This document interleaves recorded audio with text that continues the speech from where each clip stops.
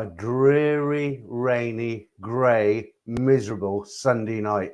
What else can we do but a live stream? Good evening, guys. Welcome to a Sunday night stream with me, Peter, on Thailand Bound. Good to have you in already. Already nearly 150 in. Let's hope it's a good one. Right, Michael Ward. Watched 3 games of football today now. Ready for the stream. Brilliant. Real Rennie. Hi, everybody. Let's end this weekend in a proper with a live stream with Peter and friends. Yes, sounds good. Here's 100 baht towards your lunch. You did that one 2 weeks ago, I remember. Alfred Jim. Hello, Peter and all. George, how are you doing? David Pipe. Didn't see you in on Friday, David. Good to have you in this evening. As you can see, I'm sitting next to the pool in central Bangkok right now, looking out towards Centre Point. Right, Rumpled B. Peter, not sure. I won't read his name out. I'll just put that up. Not sure what his problem is. He seems really despise that you charge money for consultations and memberships. Well, okay. I mean, you know, my times I do these for free, but it's up to me, isn't it? Right. Was something mentioned then? I didn't see anything, but then I don't watch the streams. Javier, good evening, everyone. How is your weekend going, Peter? Miserable, really. What else is there in the UK? No, it's okay, Javier. I can't complain. I've been out with the dog twice today, and I don't know what it is, but when I'm here, I tend to fall asleep on the sofa quite a lot. Yeah, I just what it is. I go in about sort of 4 or 5 o'clock or after dinner. I lay down, put a film on, and I wake up and the credits are come up. I don't do that in Thailand. You know, it's just here. I just seem to be lethargic. It's just boredom, I think. Rubload, how you doing? Steve, how you doing? Good to have you in the stream again. I'm going to say hi to Frank, not Franco, Damien's in the background there. He's doing the moderating tonight. I wasn't sure if he was in on Friday because he'd been working. I know he was tired, but he's there tonight. And Franco is back on Tuesday. Franco's been in Pattaya for 6 weeks now. He's coming back on Tuesday. I spoke to him today. I've actually spoke to him quite a few times on WhatsApp, and he's glad to be coming back, but then he's going to miss it as well. You know, he's had a few antics over there. We won't say anything more. Keenock, how you doing? Paul Hoskin, good to have you in. Who else? Right, there's a name I don't recognize. Santos Ferreira, is it? Where do you get that info from, Rumpel? I haven't heard. Okay, yeah, maybe. I don't want to get involved in sort of online. I haven't fallen out with anybody, any YouTubers. Okay, if anybody's fallen out with me, I don't know why.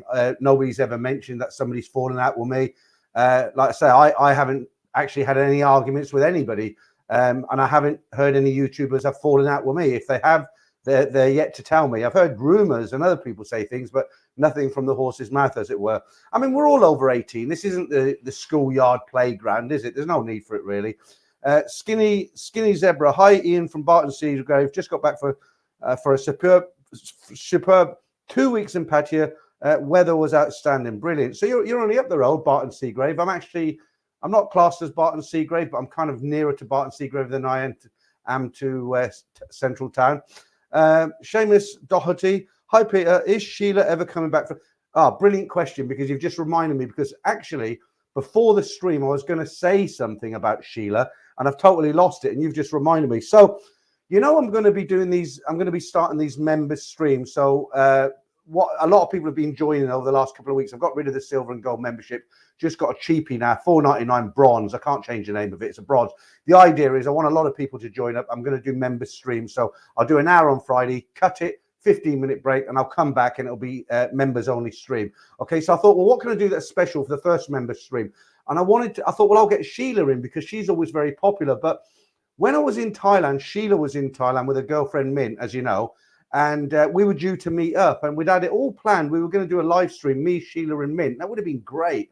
And her grandmother took really ill. Sheila's grandmother took very, very ill, and she had to jump on a plane and get back. And quite sadly, she's now passed away. Not Sheila, her gran. And I know this because I actually contacted. I'm more constant contact with her, you know, now and again. And so I contacted Sheila and said, look, you're very popular when you came on the stream. We couldn't do the Thailand thing. It'd be great if you could come on for the first member stream. Yeah, everybody likes you. And unfortunately, she's going out to help Mint with her studies. She's just buried her grandmother a week ago. She's out with a real nice service, just about getting over it now. We're not getting over it, but, you know, life goes on. And she's heading back out to Thailand to help Mint with her studies. And she can't come onto the stream just because of the logistics of time and all the rest of it. So it's a shame, because I would have liked Sheila to get on, but I would say, Seamus, she will definitely be on this channel again one day. When, I don't know, but definitely one day, because we're still in communication. Simon Mays, good evening, friends and fellow mongers. Hand pink waving, hand pink waving, hand pink waving. Okay, we got it. Pupmaster One, how you doing? Hello, Peter, and hi, everyone. No competitions tonight, as you know, no currency exchanges, nothing like that. But I've got a Monga minute for you. But what I've done, I've kind of collated the first sort of 1 or 2 or 3 where you probably might remember them, you might not, but it just gives me a little break for a minute where I can grab a beer or something like that. Rudy Avelia, is it? Let's put you up there. I hope Peter chooses something dreamy to wear for his live stream. I don't know about dreamy. I do get the fashion police onto me sometimes. Oh, didn't you wear that shirt last week? That sort of thing. David Halpin, good evening, Peter. Hope you're having a great weekend. Did I read that one out already? Delayed Dave, evening from Lisbon, everyone. Yeah, Barry from EastEnders. Wagwan Piffin. I don't know what that actually means. Mike Benj. My plane leaves in 17 hours, Chicago to Bangkok, first time, excited and anxious. I would put the anxiety on the back burner. You got nothing to worry about. I don't know. You haven't mentioned if you're going on your own or not. But if you are, sometimes it's actually better to go on your own. I've met people who have gone to Thailand for the first time with a group of friends, and it was okay. But the second time they went back on their own because they were more confident, and they actually had a better time when they're on your own, because you don't have to meet people for dinner. You're not tied down. If you make plans with your friends and then you meet a girl and you decide to stay with her, you feel kind of awkward and you've got to make excuses. So you'll have a really good time, really good time. I hope you're going down to Pattaya. You'll have a great experience down there. It's cheaper than Bangkok. It's in your face, as it were. And you'll be a handsome man with a big fat wallet in your back pocket. Let us know when you get back if you had a good time. Not if you had a good time, but how much of a good time you had. Rob is out there at the moment. Do you remember Rob, the black cab driver from London? I had him on the stream one night, and my microphone and everything went down, and he kept the stream going. I spoke to him while he was out there. He's having a good time. Michael DiCaprio. Hi, Peter. Swansea in the house. Yeah, good to have you in, Michael. Right, Simon Mays, red wine, pounded face, blue, smiling. Okay. I've got to lose some weight, guys. You know, look, I don't know if you can notice it. You know, I did that video last year. I lost 25 kilos, and I felt great. You know, it's like I didn't suddenly become an athlete, but I was like I am now. I weigh about 108 kilos. It's terrible. I'm 6'1", but 108 kilos is disgusting.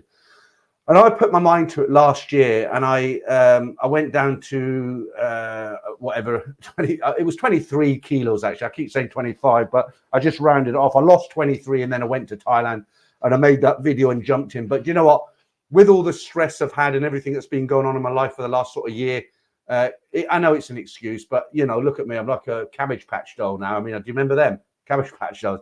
And I've just put it on. Luckily, my stomach's not too big. It's a little bit of a paunch, yeah.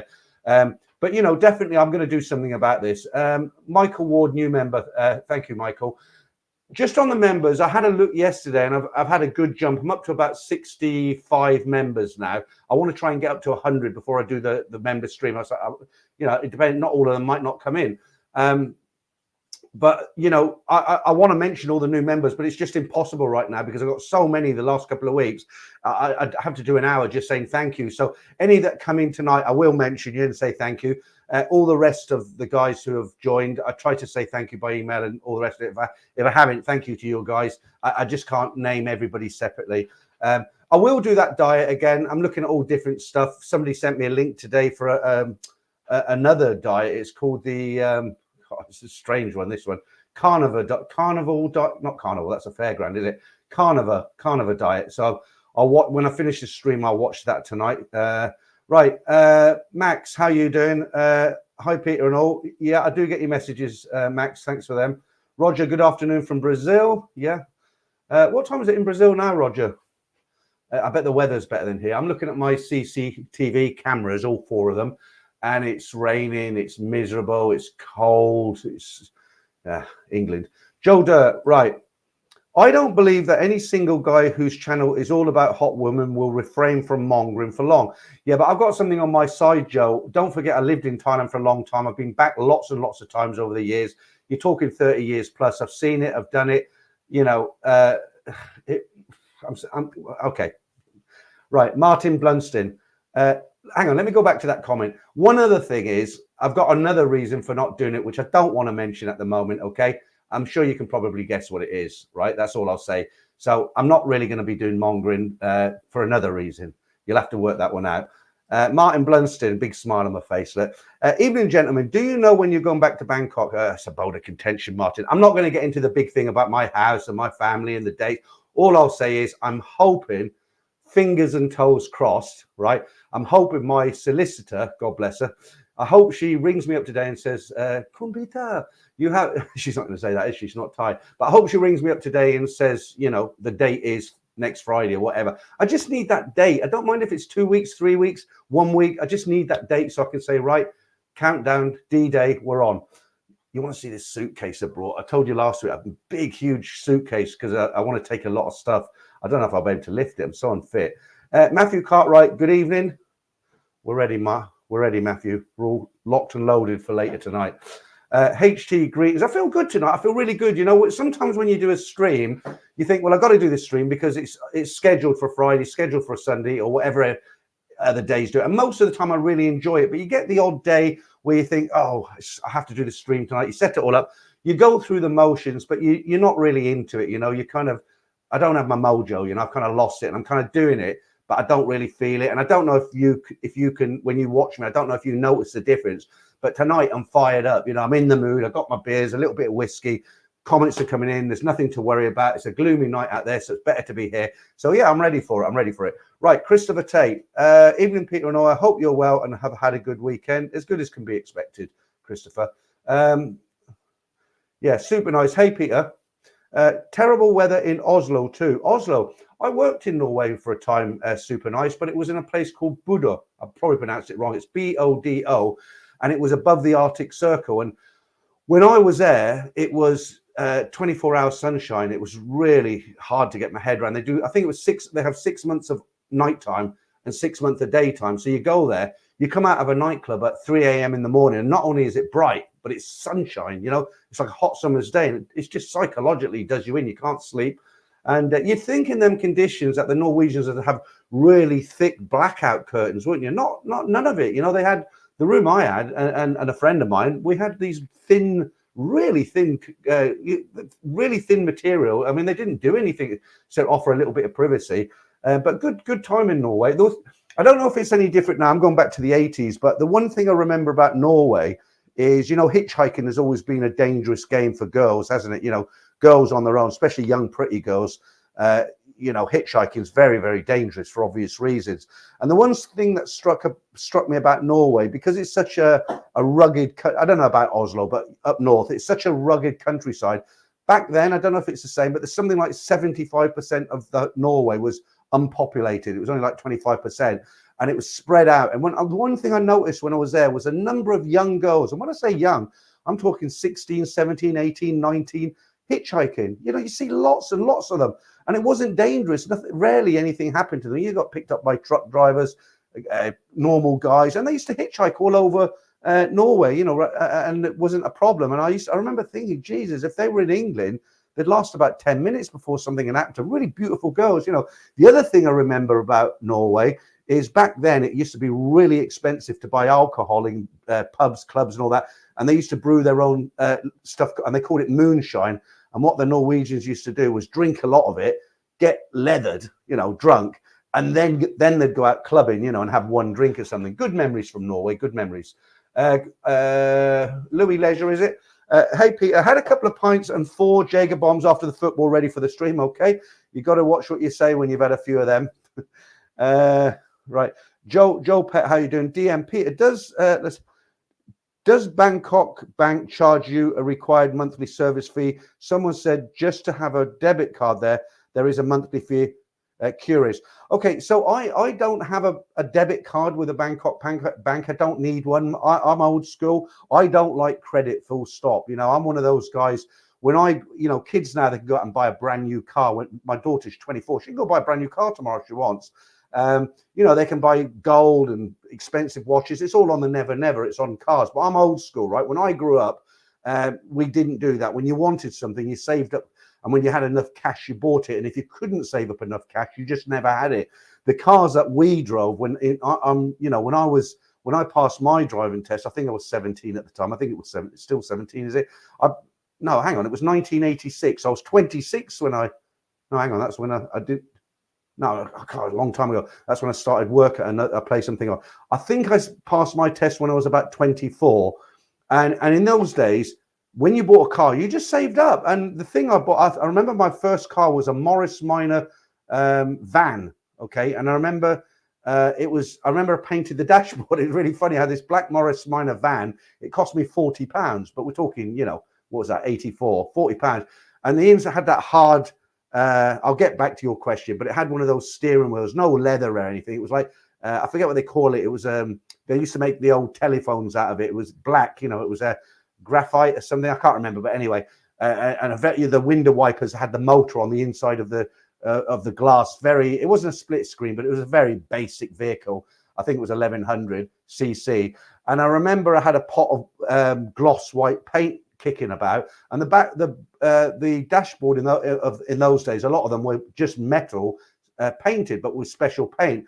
And I had this, it was all scratched, for my first car, and I had this can of gloss paint. I thought, I know, I'll paint the dashboard, and painting the dashboard gloss white round all the dials and everything actually looked pretty good. Let it dry, and I went to it. I was so proud of myself. I thought, that looks really cool, really good.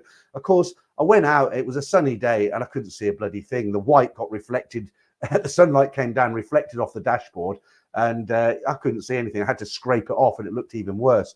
But do they charge a fee? Now, I know they do charge a fee I've only got an ATM card and a bank book. Okay, so with that story, what I was trying to say to you was that I don't credit wasn't around.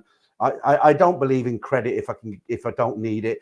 So I don't, a debit card, you've got to have the money in there. So I suppose it's not relevant. I mean, a credit card. Okay. I don't know about a debit card, to be honest with you, because I don't have a debit card with Bangkok Bank. I've got an ATM card. I put cash in the bank and I use my ATM to take it out. The only fees that I'm aware of is they do charge you 15 to 20 baht if you use the ATM at another bank, like the Casacorn Bank, for instance. Because I did notice those charges a couple of times, and I went in and asked them, I said, what's these charges? And they said, well, you used your ATM card at the Casacorn Bank, or, you know what it's like. You're going out for an evening, you go up to the BTS station, just bang it in the first machine you see. But I know where all the Bangkok ATMs are around my condo now, so I don't do that. So I'll try and find out for you, and if I do, I'll let you know next week, okay? Or when I get back to Bangkok, be easier, wouldn't it? Paul, how you doing, mate? Good to have you in the stream. How far am I behind in the chat now? It's I'm about wow, 40 minutes behind. I tell you what, let's go down to the newer ones, because what happens, people leave comments and then I address them and they don't mean anything anymore because we're not talking about that subject. So I've gone right down to the latest. I'm going to go back, right? If I've missed yours, I do apologize, but you can always write it again. Right, Charles Sanders, hello, Peter and everyone. Nina Noy, what would that old motor be? Yeah, exactly. What would that old motor be worth now, Peter, for Leo's for sure? Well, put it this way. I bought it in 84. It's an old baker's van, and it was it wasn't a split screen, okay? So it wasn't ancient, but I believe the guy who had it before me, the bakery, small-time bakery, I think he had it a good 20 years. So that was 84, 74, 64. I think it was made around the 60s. So, yeah, if you had that now and you renovated it, it would be worth a few thousand at least. I also had a Lambretta scooter when I was young, the 200cc one, the proper, they make the copy ones now in Thailand, don't they? They're just mob scooters, but they shape them like Lambrettas. They're very popular. But I had a proper 2-stroke 200cc Lambretta, and I bought it for next to nothing, and if I had that, that'd be worth it. If I had that and that was renovated, that'd be worth a lot of money as well. Hey, Peter, good news. I have turned into a wallet on legs. That's good. Charles Sanders, hello, Peter and everyone. Super nice. Right. Alcohol is expensive. Oslo, £7 plus for a small beer, 0.4 litre. Yeah, hitchhiking is legal and very few minor incidents. So it hasn't changed at all then. It was just, coming from England, you're always reading in the paper some girl was hitchhiking and she was picked up and the worst happened. So I used to remember thinking it's very dangerous, but obviously it's still safe in Norway.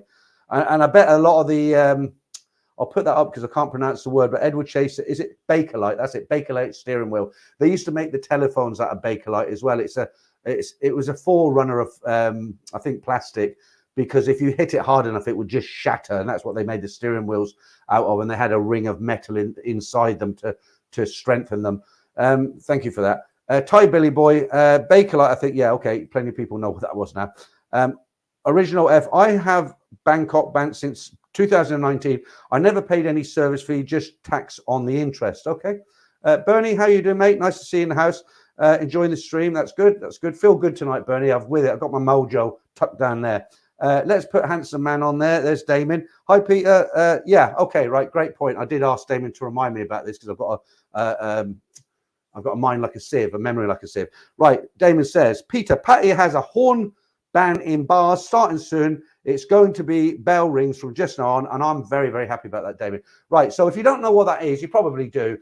In the old days, every bar had a bell, okay? And if you rang the bell, you could ring the bell, and you could either say, right, I'm going to ring the bell, but I only want to buy the ladies on the stage a drink. So if it had 10 girls up there, you rang the bell, you buy 10 drinks.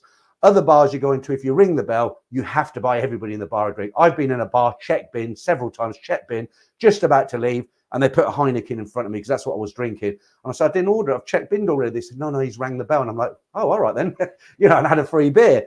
But they're always competing with each other, these bars. They always want to get one up. You'll see if something's successful in a bar in Thailand, then they'll all follow suit and they'll copy. So what they've brought in a few years now, they've brought in these air horns, you know, these really loud horns. You pull the rope or the string or whatever it is, it's like very, very loud. And you can't get away from the sound. It's so loud, it's disturbing actually. And I've been in bars where they've pulled this horn and it makes you jump. It does make you jump. And all the neighbors have obviously been complaining about it. If you've got apartments up there, upstairs or across the way, they're so loud you can't get away from it. It is actually what's the word I'm looking for? I can't remember the word. There's when you're noisy and you disturb everyone. I forget what it's called, but it is very bad. So what's happened is they've brought out I don't know if it's a law, but they've brought out a rule and they've said that all the bars with these horns now have to get rid of them and they can reintroduce the bells, because when they ring the bell, you can hear it in the bar and maybe next door. You don't hear it down the street. When they pull these air horns, you know, they're so loud, you can hear it at the other end of the soy. So they're going to ban the air horns, which I think is a great idea. They're going to bring back the bells. And the other problem with those horns are a lot of the mama sans and managers in the bar, they get over again, I can't think of the word, enthusiastic. They get over enthusiastic, and what it is, they're trying to create an atmosphere in that bar. So every 10 minutes, you know, the mama san will pull the horn, and all the girls scream, and they think they're creating an atmosphere which will make that bar stand out. And actually, it disturbs you. You know, I've been in a bar, been having a drink, and that horn's gone. It's made me jump. You know, so a little bit of trivia there. But thank you to Damon for reminding me about that. Santos Ferreira. I won't put that up because I'm a little bit embarrassed by over compliments, but thank you very much. I appreciate that. Captain Photon, moonshine is an American word. Don't think the Norwegians used that. Yeah, they did 100% because I lived there for a year. I worked there in a hotel, and basically what it is, they took the word from America. Maybe not in their own language, but translated, I would say, like if I went to a party or somebody's house, I say, oh, what is that? And they say it's moonshine. The Norwegians would say it in English, it's moonshine. They definitely use that word, believe me. Right, Richard. Peter, don't worry. Once you lose the stress, your weight will return to normal. It's not the weight I'm so much worried about. I mean, when you're stressed out, it's a lot of strain on your body, you know, and I keep saying about healthcare and heart attacks and stuff. And every time I get a little feeling, I'm really paranoid about it, you know, so I need to relax. When I told you on Friday, when I was in my apartment on Sukhumvit, I'd come out in the morning to go and buy a bottle of milk from 7-Eleven. The sun was on my back. I had a pair of slip-throughs, I think they're called, the shoes. No socks, just some shorts and a vest. I'd go down, I'd get the 7-Eleven. All the girls at 7-Eleven would greet me and smile, and you know, everybody walking up who work in the cafes who know me smile at me, and you're just relaxed. You know, you think, yeah, this is life. This is what life should be about. You know, not people waving their fists at you and sticking the V's up and calling you a wanker if you cut them up, or, you know, people just looking miserable because they don't know how they're going to pay their bills, or, you know, everybody trying to stab each other in the back, and just bad weather and cold, and it's just horrible, you know. And you know, Randy, how you doing? New member. I thought you were a member. You must have you cancelled your gold and you've joined as a bronze. Thank you for that, Randy. We'll hopefully see you in the member streams. Right, Steve. Paul, no, they costs are on 300 baht a day. Will you work for £7 a day? Well, I don't know what the question was. I think going on Steve's answer, he probably asked something like, could he get a job in Thailand? And Steve's probably, the going rate is 300 baht a day, because a few people wrote to Simon and said, you know, I'm a welder, or I'm an electrician, could I work in your factory? You know, Simon, it's a cannabis now, but he used to have his factory. It's in the same site, but he used to buy containers that came in from China. They never send them back, do they? And what he'd do, he had a factory that converted a container into, say, an office block or a toilet block, or two of them would turn into a kind of home that would go up to Chiang Mai, something like that. And of course, he's changed his business now. But he often had emails from people who'd say, can I come and work in your factory? I'm a welder, or can I be an electrician, or can I whatever? And he'd write back and said, yeah, sure, you're welcome. You know, if you want to come up, it's £7 a day. That's what the Thais earn. And you've got to get your work permit and all the rest of it. And he never used to hear from him again. Okay, Clive Allen, Finland girls was better in the old days. Okay, Blue Trekker, cheers, Pete. I'm sipping something nice along with you. My guests are watching along with me. That's good. Good to have you in, Blue Trekker.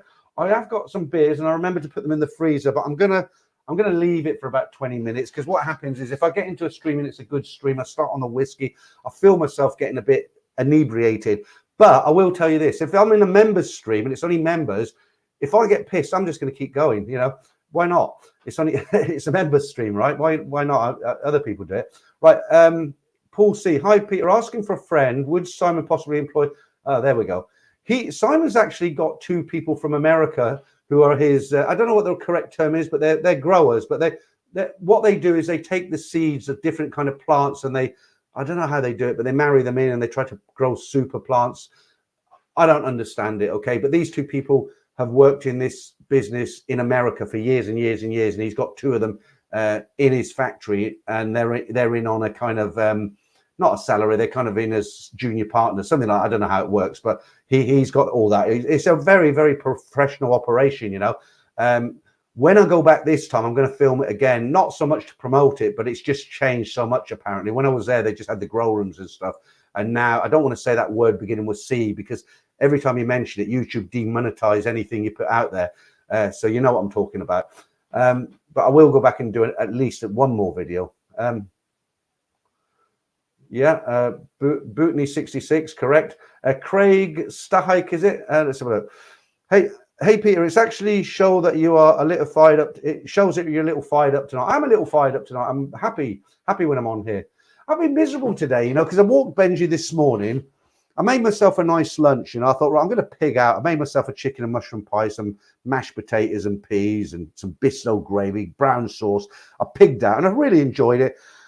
And I thought, what should I do now? And I thought, I know, I'll do the stories. I'll write the stories, because we've got more members now, so I have to release the stories on Tuesdays, just 20 minutes while I'm in England, the stories.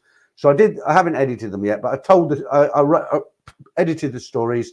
I recorded them, so tomorrow I'll come in and edit them and do the thumbnail and everything. And then I went in about 5 o'clock and I just laid on the sofa. I just crashed out, you know. So it's nice to come in here and get away from it and just do a stream and have a beer and sod 20 minutes. So let's have one now. Keep looking at them. I was going to wait half an hour or so, but cheers. Sunday night. Oh, that first drink is all so nice. Right. Seamus, have you been to Koh Chang? I really enjoyed it. Yeah, lovely island. Insurance expert. Have you met a bird out there, Peter? You naughty man. I met lots of birds out there. I've been going out there for 30 years. And we'll leave it at that. Deke the trucker. Evening, Peter and Mongers. Yeah, how you doing, Deke? I'll tell you what we'll do. Let's do I've got a Monger minute for you tonight, but you might have seen it before. I'll do that now, then I'll do it right at the very end, because if I leave it too late, I can't do it twice, can I? So let's, just before I do, quick plug on the book. Don't forget, I have got a book out with some stories in it. That's been out for about a year now. It's on Amazon. You can download it as an audio book, or you can be old school and just order the paperback. It is sold okay. I'm not going to get on any top sellers lists, but it's okay. I'm proud of it. Okay, so here we go.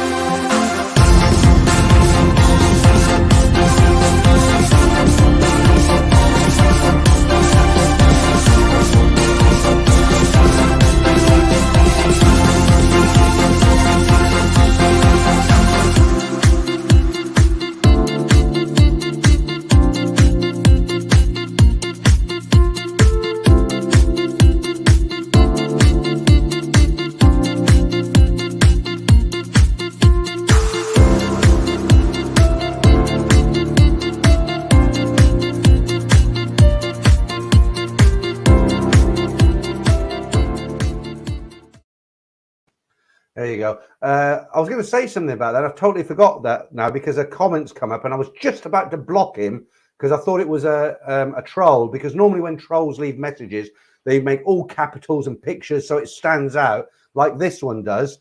And I was just about to block it, but I read it first, so it's not a troll. It says, Stephen Week said, you're living in Thailand, home of the Buddhist monks. If you want to de-stress, go learn how to practice quiet meditation, brother. Easy peasy.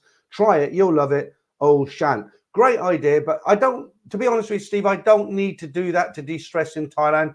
To de-stress, all I need to do is land at the airport and I'll de-stress from that day onwards because I don't have any issues going at home. Before I forget, let me just say, oh, excuse me. Thank you to, is it Craig? I'm trying to get this up on screen. I can't get it up on screen. Let me see if I can find it. Hang on. There we are. Craig, new member, become a YouTube member. Yeah, great stuff, Craig. We'll see you in the member streams. And to everybody else who joined out of the streams, a big thank you to you guys, because there's a lot of you, isn't there? Not at all. I'll put that on the screen. John Cavendish. I hate the smell of it. You know, since I've introduced it, everywhere you go, you smell it. I can't stand it.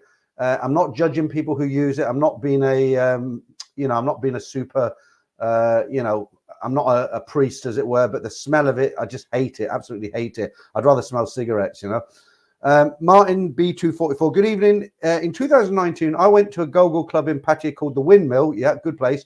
Is that still there? Is it still fun? It is and it isn't. What does he mean? What I mean is it's still there, but it's across the street now. Because I've always liked the Windmill. It's tucked down just after, Le Pub, Phil's place, Soy Diamond. So when you're walking down Soy, let me just say thank you very quickly to another member there. And we'll come back to this subject. Is it Sanitil X1? I probably said it wrong, but thank you. Welcome to the members, and you'll be in the member streams as well. Good stuff. Yeah, so if you're walking down Walking Street and Soy Diamond, you go down Soy Diamond, you had the old revolving carousel bar there, the Diamond Hotel, which is now closed. You carry on up that little alleyway. Phil's place is on the left, the pub. And then I can't remember if it's before the pub or after. I think it's before. No, it's after. So then when you went past the pub, it would be on your right. That was a Windmill. But when I was there the last time, it had closed down, but it moved. It opened up again on the other side. So literally where it was on the right, just before that on the left, it's in there. It's a great little go-go club. I actually like it. I love the. Okay, we'll call it a day at that. Right, Checkbound, how you doing? Good to have you in. Hello, Peter and everyone. Hope everyone is keeping well. Okay, let's just let's have a look here.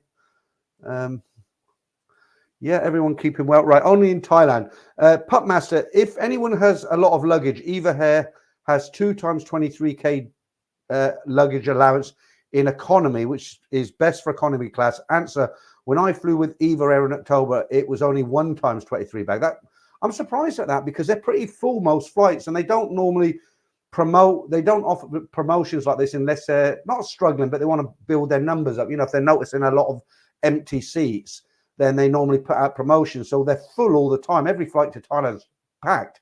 And I'm actually shocked that they allow you 46 kilos of luggage, because I'll probably fly Thai Airways when I go back. The reason being is because I'm going back business class, as I keep saying, and the ticket's just incredibly cheap compared to Eva. I'm only going one way, remember, so I'm at the moment it's about £1,600 business class with Thai Airways, and with Eva it's 2,050. But one of the benefits of business class is you do get 40 kilos of luggage and 15 or 20 kilos of hand luggage, which is more than enough for me, because I have one large suitcase and I'll weigh it on the scales before I go. And if it goes up to 45, 50 kilos, which I probably won't be able to lift, then you can go onto the Thai Airways website and you can buy blocks of 5 kilos up until 50 kilos. So if I need another 5 kilos or 10 kilos, and it's a lot less than if you just turn up at the airport and they say, sorry, sir, but you're 7 kilos over. It's going to cost you X amount of dollars per kilo. That's the reason I'm doing it. But that's a great deal, 46 kilos. But I can't imagine anybody actually going on a vacation for a couple of weeks taking 46 kilos, unless they're taking back a bar girl they don't get on with. Talking of bar girls, let me read you something that somebody sent in. That was a nice little intro, wasn't it? This caught my eye, actually. So what this guy is on about, let me read it first and then I'll tell you, because he's going to send in his story and I'm really looking forward to it. I won't tell you his name. I'll just read this out. And I only just got this before the stream, actually, about an hour before the stream. So he says, and I'll talk about this after. I have watched many of your videos and I can relate to many of the incidents you present. I have a story that I would like to share that I've never seen anyone talk about before. It is a warning to the men, as I have learnt after a very frightening experience, never to lie to a true Thai lady. I think he means a non-working girl, right? My story involves the mafia, and it's 100% true. It started off with meeting someone on Thai Friendly, and due to me being used to bullshitting the bar ladies as they do it, we do it. I did this to a lady I met on Thai Friendly, and after a few months of talking to her, she started to believe and trust me regarding 2 members of her family being politicians and her brother being in the mafia. Anyway, I did travel to Thailand and I had an amazing experience with her till the day I met her family, who very quickly knew what I was all about. There is a lot to my story, and it also involves a gun being put against the side of my head. The lesson I want to teach others is do not tell lies to the true Thai ladies. They are far cleverer than we give them credit for. The bar ladies too, but not to the extent it got me into the info for obvious reasons. I cannot return. You can't return to Thailand, right? And even if you do decide to tell my story, I would like no real names to be mentioned. So he's going to send that story in. Now, the reason it caught my attention, because I want to talk about it, but let me just say thank you to Tron Rogers, became a YouTube member. Thank you, Tron. We'll see you in the members stream. The reason it caught my eye is because I have seen this with my own eyes before. So what happens when you go to Thailand? It's all a big joke, isn't it? You go in there in 2 weeks, the ladies, we're going to have fun. We're going to go out and get hammered every night. We're going to get girls, and yeah, it's going to be great fun. And what happens is the girls who work in the bar, they'll lie to you. They'll try and extract as much money as they can out of you because that's their job. That's why they're in the bars. They're not swinging around chrome poles because they enjoy it. They're there because they want to extract as much money out of your wallet as they can, any way they can. So if they have to lie to do it or cheat, they will. Okay, so it's expected. You expect it, so you put your guard up. Now, if you turn that coin around, the girls also expect it from us because they get lied to on a nightly basis. So guys will go in there, yeah, I don't have a wife, I don't have a girlfriend, yeah, I'll be back in tomorrow, when there's no intention of coming back. They take them out on short time, and yeah, I'm going to come back tomorrow and take you out for a week. They get lied to every day of the week. So they're used to it, okay? They expect it, they're used to it, just the same way as you expect a bar girl to lie to you. So you're going to be on your defensive, right? That's fine. It's all a game. It's just how good are you at playing the game? Are they better than you? Are you better than them? Can they catch you out, or are you going to get one over them? It's a game. Okay, that's bar girls. Okay, right. Now what we're talking about here is regular Thai girls. Okay, so if you go into Thai, if you meet a girl on Thai Friendly or Badoo or something like that, and you start playing these kind of games, and she's from a good family, a straight girl, and you start messing her about, Thailand can become a very, very dangerous place. We've all heard the stories about guys who've ended up in ditches, guys who've been thrown off balconies, all that sort of thing. And it's not made up. It does happen, but it only happens to idiots most of the time, right? Or guys who get cheated. Now, if you think of a scenario, girls from a very, and it's, don't forget the face thing in Thailand as well. If she loses face, she's got to get that revenge, or the family have got to get the revenge. Now, if you meet a girl on Thai Friendly and you tell her, you're in love with her and she's the girl of your dreams, and as soon as you get there, you're going to whisk her off her feet, and you do get there and she's convinced that you do love her, and you end up bedding her after a few weeks, and you've got no intention of any of that, and you just laugh it off and you go on to the next one.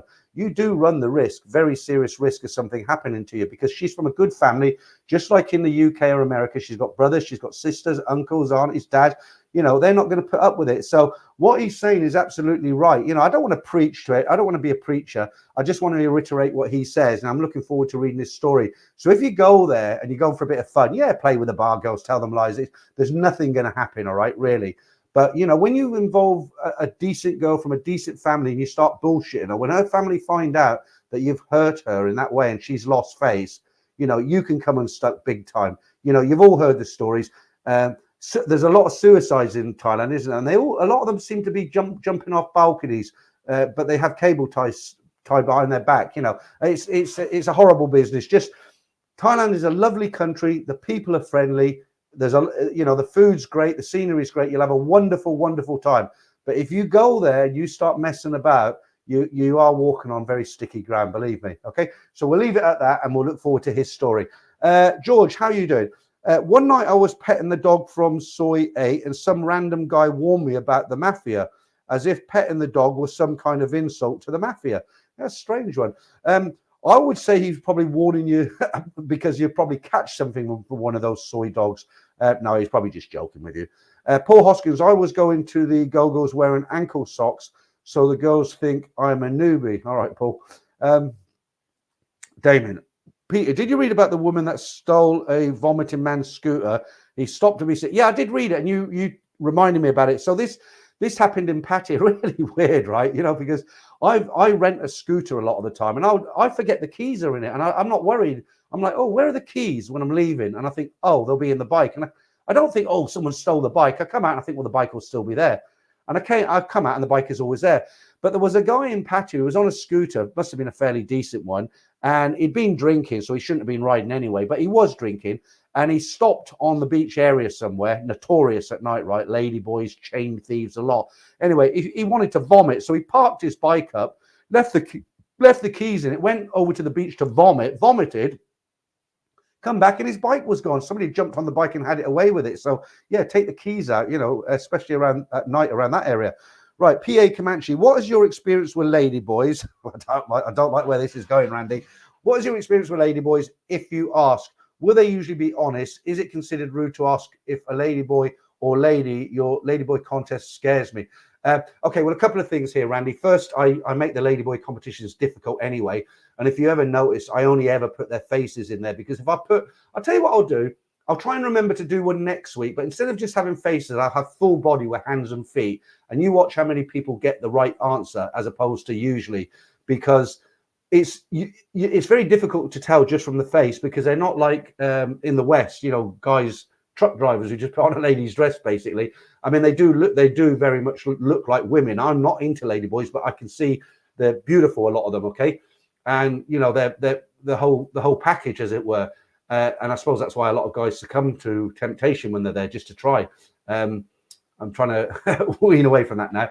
But I'll do, when you see them in the flesh full, normally they've got quite big hands, their feet are big, they exaggerate their movements, they're very loud compared to the Thai girls. And a lot of them, most of them are very much taller than Thai girls. They're tall like guys are. But in answer to your question, Randy, funny enough, it's a strange one, because if you ask somebody if they're a ladyboy, and they are a ladyboy, they won't get offended whatsoever.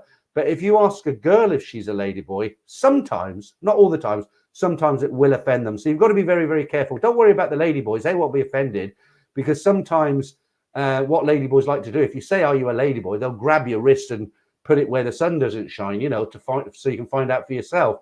It's just the ladies who, you can imagine if you were a female and somebody said, "Are you a real female or are you a man?" It would be very offensive, wouldn't it? I think the best thing is, I don't think people take them by mistake most of the time. And I do think they do stand out. They are very easy to spot, even if you're not experienced. I hope that answered your question, Randy. George, I read that already, didn't I? Let's have a slurp of this. Right, okay. Right, Craig, is it? Talking about ladyboys, they wouldn't be out there if guys weren't picking them up. Very good point. Very good point. See, a lot of people from around the world who are into ladyboys, beautiful ladyboys, they're going to fly to Thailand because that's where they are, isn't it? That's where the majority of them are, the beautiful ones. And so, there is a market, isn't there? Because if, like Craig says, if there is a lot of them there who are working in that industry, the industry, the entertainment industry. And if they didn't make any money, they wouldn't turn out night after night. So, yeah, good point. John Canavan, is it Cavane? I can't pronounce it. How do you pronounce that? Cavane? Yeah, come to try their package, laugh out loud, yeah. But don't forget, some of them now, they've had the post-op, haven't they? They've actually had the operation. And that's one of the reasons why they have got the reputation of stealing, pickpocketing, stealing chains, pretending to hug you and stealing your gold chain. And it is true. It's not very nice to paint everybody with the same brush, the same, put everybody in the same category. But unfortunately, a lot of them do it because they have some very expensive operations. Okay, the Thai bar girls, generally speaking, they might do their nose and they might do their implants. The implants will cost them anywhere between 80 and 100,000 baht. How do I know that? Because I've asked a lot of them, how much did you pay for them? They weren't offended. The noses, they get done around 20,000 baht. But with the ladyboys, they have a procedure now to shave down the Adam's apple. They get the boobs done. And if they want to take it one step further, they can have the, their meat and two veg, as it were, chopped. And they become real women, don't they? Okay, Joe M. Most ladyboys are easy to spot, but there are a few that actually shocked me when they told me that they were a ladyboy. Yeah, I know. I know a guy one time who went back with what he thought was a girl, and I said to him, and I'm not joking, I said, "How did you know it was a ladyboy?" He said, "Because she came out of the shower and he was bigger than me." And I said, "What did you do?" And he said, "I got scared." He said, "I paid him and told him to leave." Right. Is it Sintel? New member, thank you for that. Is it super sticker or super chat? Hi, Peter. Enjoy your streams from Canada. Hope your house sale goes through and the stress lessons over the next few weeks. If that, Trevor, right? Thank you very much for that, Trevor. I'll get a beer with that. Yeah, it's a waiting game, isn't it? I'm sure it's going to happen. It's going to happen. It's not a done deal yet. It could all fall through, but it's very unlikely at this late stage. Everybody's got their mortgages and stuff. Reggae Vibes, how you doing? I met a ladyboy in Pattaya. I couldn't tell. You would maybe not to tell when you first look at them, but you'll find out pretty quick. I always say to guys, if you're not sure, just walk away and get this. It's not like you won't find a girl in Pattaya. It's like 25, 30,000 girls working in the bars and go clubs. If you meet somebody and you like them and you're talking to them, you think, well, I'm not sure this could be a ladyboy. Just say thank you, not interested to talk to you. I'll see you again, and go and get somebody else. Why risk it if you're not into it? Okay. Right. Matthew. Is the Way Not Ladyboy bar still there on Soy 4? I never saw customers in there. Well, I wouldn't know, Matthew. Not wanting to be a snob or a afraid of going into a ladyboy's joint. I just don't know because it's not the sort of thing I'm into, and I wouldn't go into them places. They used to have a place in, I don't know if it's still there, but on the second floor of Nana Plaza, right in the corner, they used to have a bar called Casanova's, and it was a ladyboy bar.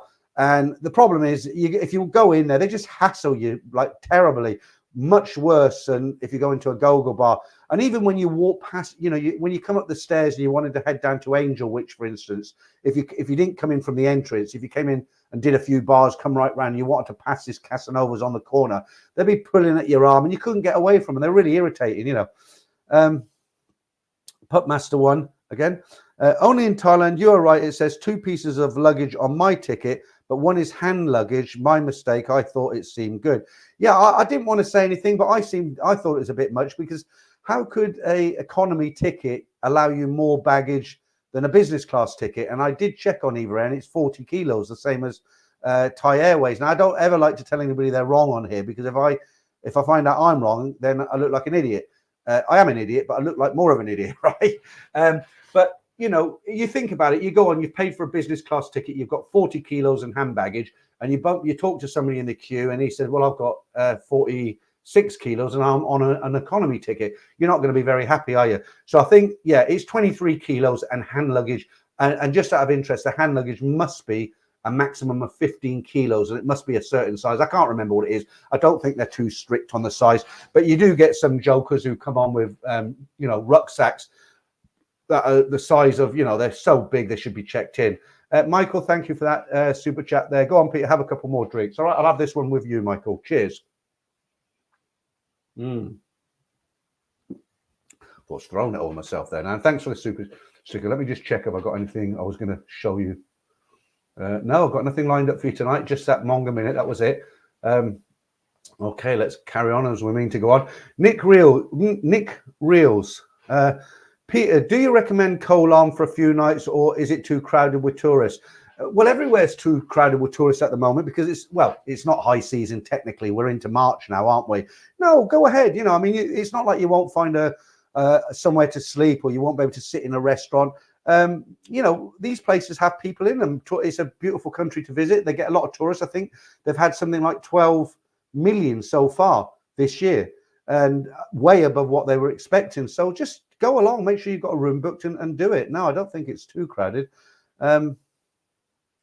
Right, Steve, Damien had the time of my life in Pattaya and Bangkok, but also had a few amazing nights with genuine girls on my last trip. Yeah, see, I missed out on all that, because when I lived in Thailand, I was with my wife. You know, I don't regret it, but I'm going as a single man now, aren't I? After, well, when my house goes through, I'll be single at my late age. I was talking to a guy at the airport. What does that say? Just me, 23. Peter, from the airport to Soi for Bolt. Yeah, I take Bolt now. What I used to do, let's talk about that for a second.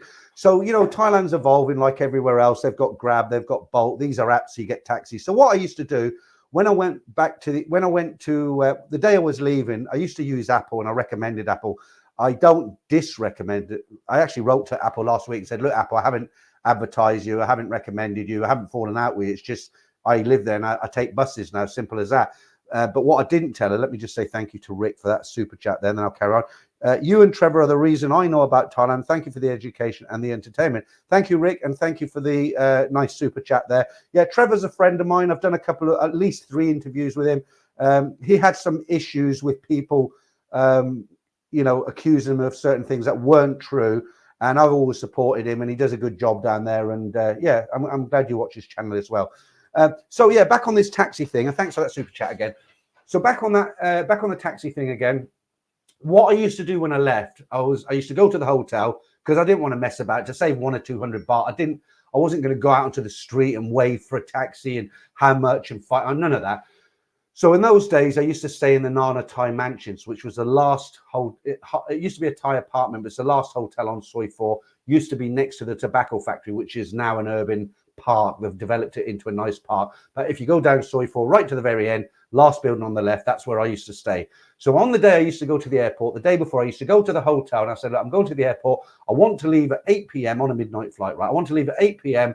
Can you book me a taxi? Yep, no problem. How much is it? It's going to be 700 baht. Well, I know if I go out on the street, I can get one for 400 baht, okay? But I didn't want to mess about, you know, and they're nicer cars. They were the Crown. Do you remember the Crown cars that they used to use? They're very comfortable, good suspension, leather seats, you know, 700-800 baht. Who cares, right? An extra £10. I don't care.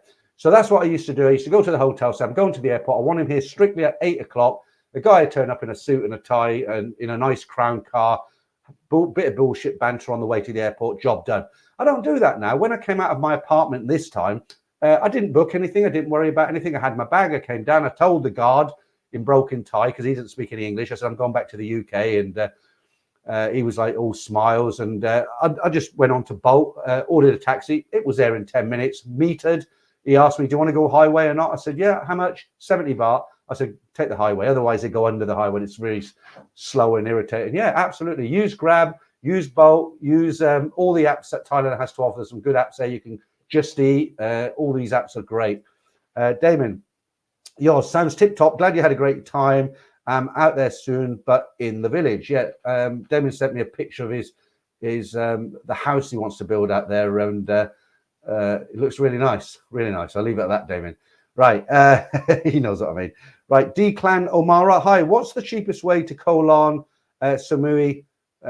Well, you can only go by boat. I mean, you're not going to fly there, are you? It's an island. They're islands, so you can only go there by boat. So the cheapest way is getting the cheapest boat that you can. There's no other way. Seamus Doherty, those motor taxi guys look dodgy at times. The motor taxis? What you mean the motorbike taxis? Or I've never had a problem with the. Are you talking about the Grab and the boat? The only thing with Grab and boat, sometimes you can order like it's not a taxi, it's just some dude in his regular car. Actually, the last time I came up from Pattaya, I made the mistake of going to the bus station at about 1 o'clock on a Sunday. Big mistake, because what happens is people go down to Pattaya for the weekend and they come back on the Sunday. But what they do, nearly all the hotels in Pattaya, you have to check out at midday. So what most people do is they check out of their room at 12. Let me just say thank you to Theo. Theo became a YouTube member. Great stuff, Theo. We'll see you in the members stream. So what happens is people go down to Pattaya on a Friday night. They take the bus down there. This is people who live in Bangkok, no digital nomads, people who work for companies. When you live there, you don't want to blow a couple of grand on a taxi there and back. So what they do, they'll head down, they'll finish work early or whatever they're doing, and they'll head down to Pattaya. They'll take the 4 o'clock, 3 o'clock bus down there, a couple of hours, check into the hotel. They have Friday night, Saturday daytime, Sunday. They're normally they've got to check out by 12. So what everyone does, they give the key back at 12, and then they go and have a bit of brunch. They'll have a nice big breakfast or an early lunch, and then they call a boat taxi and they head up to the bus station. So it's very busy Sunday afternoon from sort of 1 o'clock till 4 o'clock, I guess, maybe later. So muggins here, I didn't know this. I did, but I didn't think about it. And basically what happened was I got to the bus station at about 2 o'clock, and the line, I'm not exaggerating, there must have been 70 or 80 people in the line for the bus for Bangkok. And I watched the line and it wasn't moving. It was going very, very slow. People pay with 1,000 baht notes and they have to count the money out, and people counting coins. You know what people like. People can be stupid when they're in a line. They don't realize they're holding people up. And I just thought, now, I'm not that desperate to save money. So I went on to Bolt, and you've got an option of what car you want to choose. Luxury car, a taxi, or just a regular car. So you've got people who work, but when they're not working, they'll use their own car, and it's like the one we have in the UK here, Uber. They'll just log on and they've got a regular car and they'll come pick you up. So I ordered a Bolt taxi, and I've seen this lime green, I don't know what it was, some kind of old Toyota. And talking about cars you used to buy when you're 17, it looked like one of these. The bonnet was a different color to the rest of the car, And I looked at it, I thought, no, that can't be my ride to Bangkok, please, no. He pulled up and he was like, Bolt, young lad. He was about, probably, I say young, he's probably about 30. He was actually a nice guy, but anyway, got in. And I thought, God, I hope this thing doesn't stop on the highway, because the aircon packed up halfway there as well. He opened the windows, but it was like, he might as well have, I don't know. It didn't do a lot of good. Warm air, isn't it? But I didn't complain. He was a youngish guy. I got talking to him, and he drives, he delivers food actually, and he does this. He's got a young family. He's got a baby. He was telling me he's got a pretty good English baby daughter. His wife worked in a hotel cleaning rooms. He delivered food, but on a Sunday was his day off. And what he used to do is spend the morning with his family, and then about 1 o'clock he'd log on and he'd work from 1 o'clock right through till midnight to earn extra money so his family could have a better quality of life. You've got to take your hat off to the guy, right? I mean, he's working hard and he's doing the best he can. So the last thing I'm going to do is complain. But it wasn't a great ride. His back shock absorber was gone, and we're on the highway. And it's a lot of the sections of the road in Thailand, they're actually concrete. They're not asphalt, tarmac. So when you're going along on the gap, you've got that. Well, in a car with good shocks, it's okay, isn't it? Because you hear it, but it's it's quite comfortable, but his shock is gone, and it was awful. You know, it was like, and the whole back end was gone. And I said to the guy, I said, you got to get that sorted out. And he was like, yeah, I'm sorry. And what can you say? You're in his taxi. The aircon's gone. His shock's gone. Anyway, we got there, thank God. And when we got there, I mean, he could have been scamming me, telling me a sob story, but I believed him. And I thought, you know what, the fare was, I think it was 1,200. I gave him 1,500. I said, have a good ride back. And I said to him, you can get, there's a lot of food carts there, because he hadn't, I said, well, do you go to Bangkok often? He was like, no, not hardly ever. And I said, well, there's some load of food carts over there. His couple of $100, get yourself some dinner before you go back. And but just an interesting story there. It's when you do order on boat, if you do go for the cheaper end of the market, be careful, because sometimes you know, the car that turns up isn't VIP, if that makes sense. Roy, how you doing, mate? I haven't seen you for a while. I always use BTS, then connect to the airport train link. Beat the traffic and the cheapest. I only ever have a carry-on bag, very convenient too. Yeah, that's great if you've only got a carry-on bag, Roy. I've had this kind of debate with a lot of people, because Andrew Hammond, I've had more arguments with Andrew Hammond about money, friendly arguments, than anybody else. But you know, Andrew, he's so bloody tight. He'll probably be watching this, have a go at me tomorrow. But there's a bolder contention, because some people say, why waste money on a taxi to get into town when you can go to the SkyTrain and just go straight through for, you know, 30, 40, 50 baht, whatever it is, like you do. But what I always say to that, yeah, that's fine if you've got carry-on baggage and you're rested on the aircraft. But, you know, if you're one of those guys who's coming with a full-size Samsonite suitcase, a laptop bag, maybe a rucksack with some other bits and pieces, you've been on a 12-hour flight, but door-to-door is 18 hours. You're shattered when you come off that flight, because you're not young anymore. You're maybe 60. You've got a suitcase, a couple of bags. The last thing you want to do is traipse around and get on a train, you know, with all your bags and stuff. And it's like me, I would never get the train from the airport into town to save, you know, 300, 400, 500 baht. I'm not criticizing those who do it. It's a great way. I'm a big fan of saving money, not wasting money. Actually, I'm not tight myself, but I do like to kind of save money if I can, and that's why I take the bus to Pattaya now.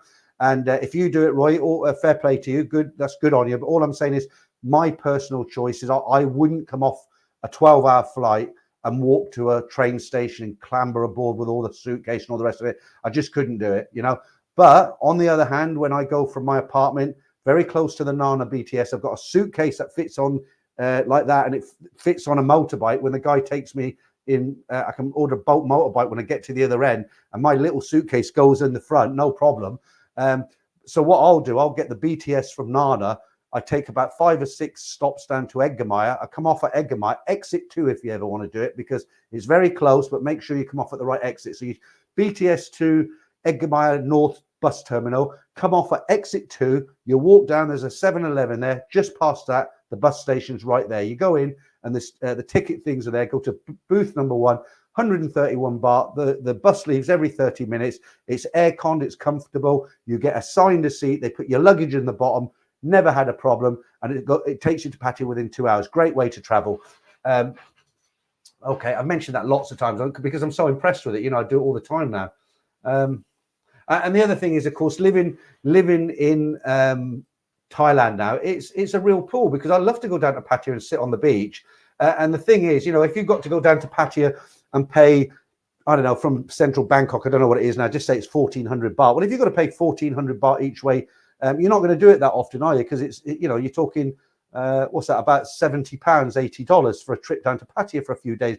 But if you know you can pay round trip with the taxis and everything, you can get away with, say, £10, $12 weekend, got nothing to do. I go down on the weekdays, so I'll do my YouTube, my live streams and the stories, you know, and then on a Tuesday or something, I'll just get on the bus, get down to Pattaya, and I'm back by Thursday or something, and it's great. You know, sitting on the beach just 3 weeks ago with Franco, and you know, next Sunday Franco and me will be in our local kebab shop having a kebab. Terrible. Right, okay, enough about me and my bus travels. Let's see what you're saying. Ricardo, because the house sale has dragged its feet, do you think you returned to the UK too soon and you could have spent more time in Thailand? Not really, Ricardo, because I'll tell you why. Because originally, when I went out there, I went out on the 6th of October, and I planned to come back on. I went out on the 6th of October, and I planned to come back just after Christmas, so kind of around the 27th of December. So I missed Christmas, but I'd be here for New Year and then wait it out, right? And then I decided, well, it's not going to go through that quick. So what I'll do, just very, very quickly, Mazza, welcome aboard. Good to have you in because you've been in a lot of streams for a couple of years now. Thank you. So then I changed it until the beginning of January. And my friend Simon said, well, when are you going back now? And I said, well, I'm going back in like 3rd of January. And he said, why? You know, if your house sale's not going through, why do you want to be there? And I said, oh, yeah, you're right. So then I changed it to the end of February, and my £700 ticket ended up costing me £1,200 in the end because I kept changing it. But, you know, hey ho. And I estimated, you know, I was in contact with the solicitor, and she's like, yeah, any day now we'll get the date. And it would have gone through by now. So my plan was correct. But what happened was my buyer's never had a problem, as I said to you. He's paid his solicitors. He's actually paid for his I can't think of the word, you know, when they come around and check the house out. He's paid for all that. He's never been the problem. His buyer is not in a chain. He's just got a mortgage, okay? But what the delay is his buyer has got another mortgage. He's seen a better deal and he's changed mortgages. So this has delayed it by a few weeks. And had he not done that, I'd have been done and dusted now. I'd have been on that. I would have been with Roy on the train back to Bangkok. But no, I mean, in all seriousness, I spoke to my solicitor last week. She said, look, well, I'm going to have a date for you by the end of this week now, which she hasn't, or next week. So I'm constantly hounding her and she's constantly hounding them. And it's that close now. And once we get she said, well, we can exchange and complete on the same day. And I said, no, that's no good to me. I need a week because that week is when I get the skip on the drive and start chucking stuff in it. I've got the removals all organized and everything. So it's going to happen. I just got to sit it out. You know, I'm not a baby. I know what it's all about. I want to go back to Thailand. Of course, my apartment's there. I'm paying rent on it. I've got to get back. But it will happen. You know, I've just got to be patient. Right, Roy, there's also a direct bus from Jumtian to the airport for 143 baht. Yeah, a lot of people do take the, I know a lot of people who take the bus from the airport down to Pattaya. They don't even go to Bangkok. They come out the airport and they go straight to Pattaya. They don't want to go to Bangkok. Right, Matthew Cartwright, Yours Travels, treat yourself, mate. You've been doing well. Cheers. I've lost 4 kilos in about a week. Did you leave your wallet at home, Matthew? Just not eating carbs in the day and cutting down on sugar. Could just be water. Yeah, okay. SMZ. Hi, Peter. Always enjoy your streams. Question. With no residence in the UK, what arrangements do you have for receiving new bank cards, pensions, statements, company share docs, etc. when you're living in Thailand? Okay, well, I have gone through this thoroughly because I'm not, I know I act the goat, I act a bit stupid, but I'm not stupid, okay? What I've done, I have got some property here, but they're rental properties, and that's just to keep a footprint. The main reason for that is I could have sold up.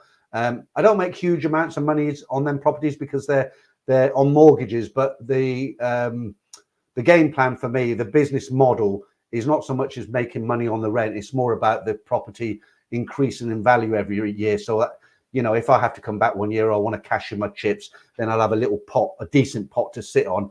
And, you know, that's so the main reason for that, though, is to keep a footprint in the UK, because if you're out of the UK for more than 6 months, you're not entitled to use the NHS. As you come back, you've got cancer or something. I don't think they'd let you die. I don't know how it works, but officially you're not allowed to use the NHS. And as I said to you before, I don't know how they would enforce that, because actually the systems aren't linked. You know, the NHS isn't linked with the immigration here.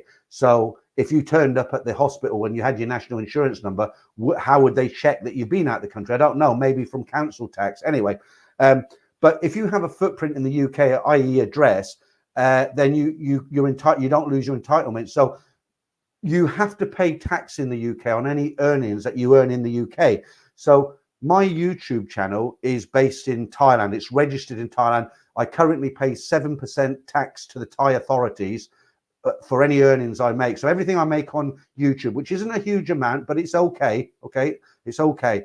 So my YouTube channel is registered in Thailand. I'm up front. They haven't asked me. I've gone to them and said, look, I'm earning money. This is what I earn. 7% I pay tax. Okay, it's not a huge amount of tax I pay.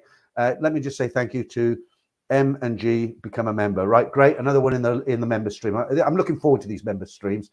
And And so that's I am getting to your question about the bank cards. Okay, so basically with the rental properties, so on the YouTube channel, that's different. Okay, I earn money outside of the UK. I'm paid by Google Island, which isn't part of the United Kingdom, so it's nothing to do with the inland revenue. I don't have to pay any tax on that, and I pay tax in Thailand. So that YouTube, nothing to do with it, right? So my rental properties, that money is earned in the UK. My not lodgers, my tenants, there's no cash. They pay to the agent, and the agent take their cut, and then they pay me, and I pay UK tax on that. Because I pay UK tax, that means I have a footprint in the UK. If I go out to Thailand and I get cancer and I have a problem where I need to be treated for years, whatever, I can come back here and I can get treatment on the NHS, and I don't have to worry about cost. Okay.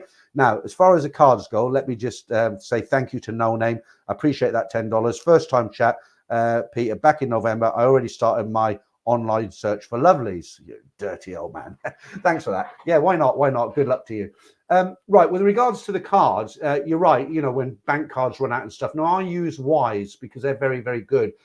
You know, when you transfer money out of Wise, they don't convert dollars and pounds and to Thai baht. They swap it. So you have people in Thailand, they want to come to England who have got baht, and they've got people in England who want to go to Thailand who've got pounds, and they just, what they do, they take the money and they exchange it, and they charge each person a small fee. It's very, very good system.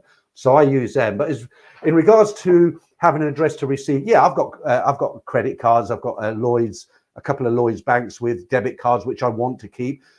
So as I've said to you many, many times before, my wife and myself haven't, we're not on battle terms. You know, she hasn't got a lawyer involved. I don't have a lawyer involved. We're not the best of friends, but we're on friendly terms. So in other words, we've come to an arrangement. You know, I've looked after her with the proceeds of the sale of here. I've got the rental properties. We've made an agreement that we both agree on. You know, and I still do some things for her, like a simple thing, for instance, I've got a Netflix account which can have 4 people on it all the time. It costs me £20 a month. I'm not going to cancel that. You know, they can still watch it even though I'm not here. It's £20 a month. So little things like that, we help each other out. And my wife has said to me, look, you know, go on to your banking, use my address for your cards and everything. And when they come, I'll DHL them out to Simon's address for you, or your address, wherever you want. And I said, yeah, that's great. Thank you very much. But if I didn't and I lost the cards, it isn't a big deal because I've got Thai bank accounts, Thai ATM cards, and also I have my Wise debit card. So it wouldn't be an issue. It is nice to keep them cards. But in answer to your question, which I've really gone a long way to explain, I will use my wife's address. All right. Mazza. Yes, Peter, I subbed in early 2020 when you had a few thousand subscribers, and I remember your first ever live stream that year.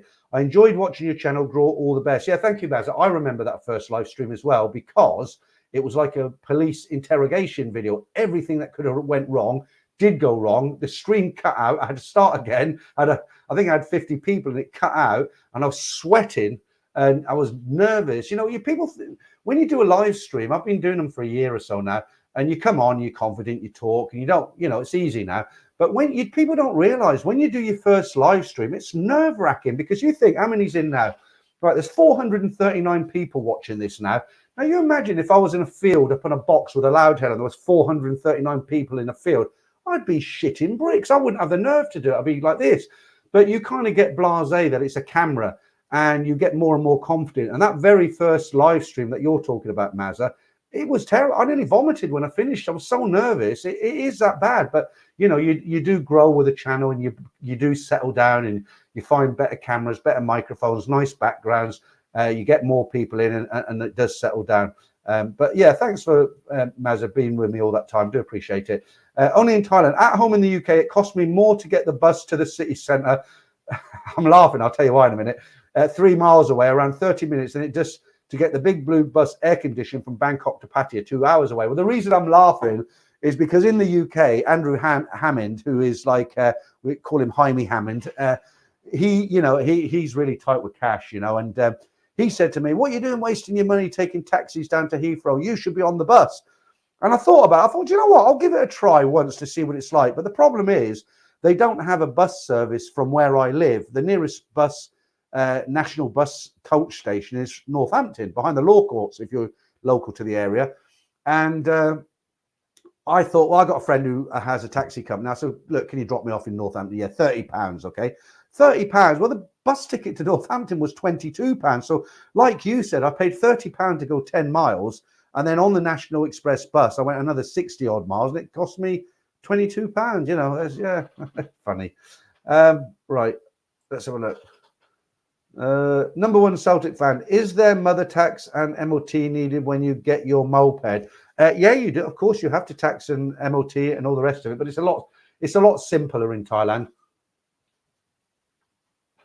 If you rent a scooter or a bike, the shop owner has to insure it and tax it, so you don't have to worry about that.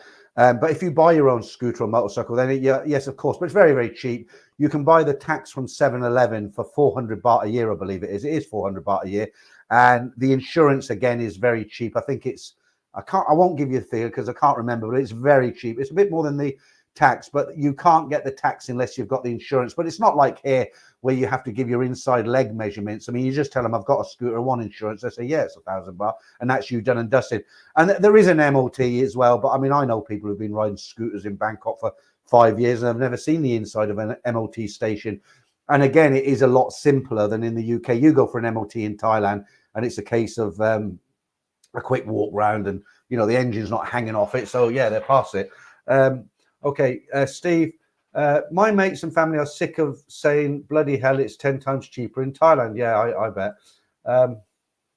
Ryan Seeger, I use Bus Buddy app for all around the world. Okay, I haven't heard of that. I'll have a look at that. Bus Buddy app. Okay. Right, Johnny said doctors in the Philippines are the best in the world. Well, I wouldn't agree with that. I never needed any medical help in Philippines when I was there all them years ago, but I can tell you for now, the medical treatment in Thailand, I don't think you can beat it.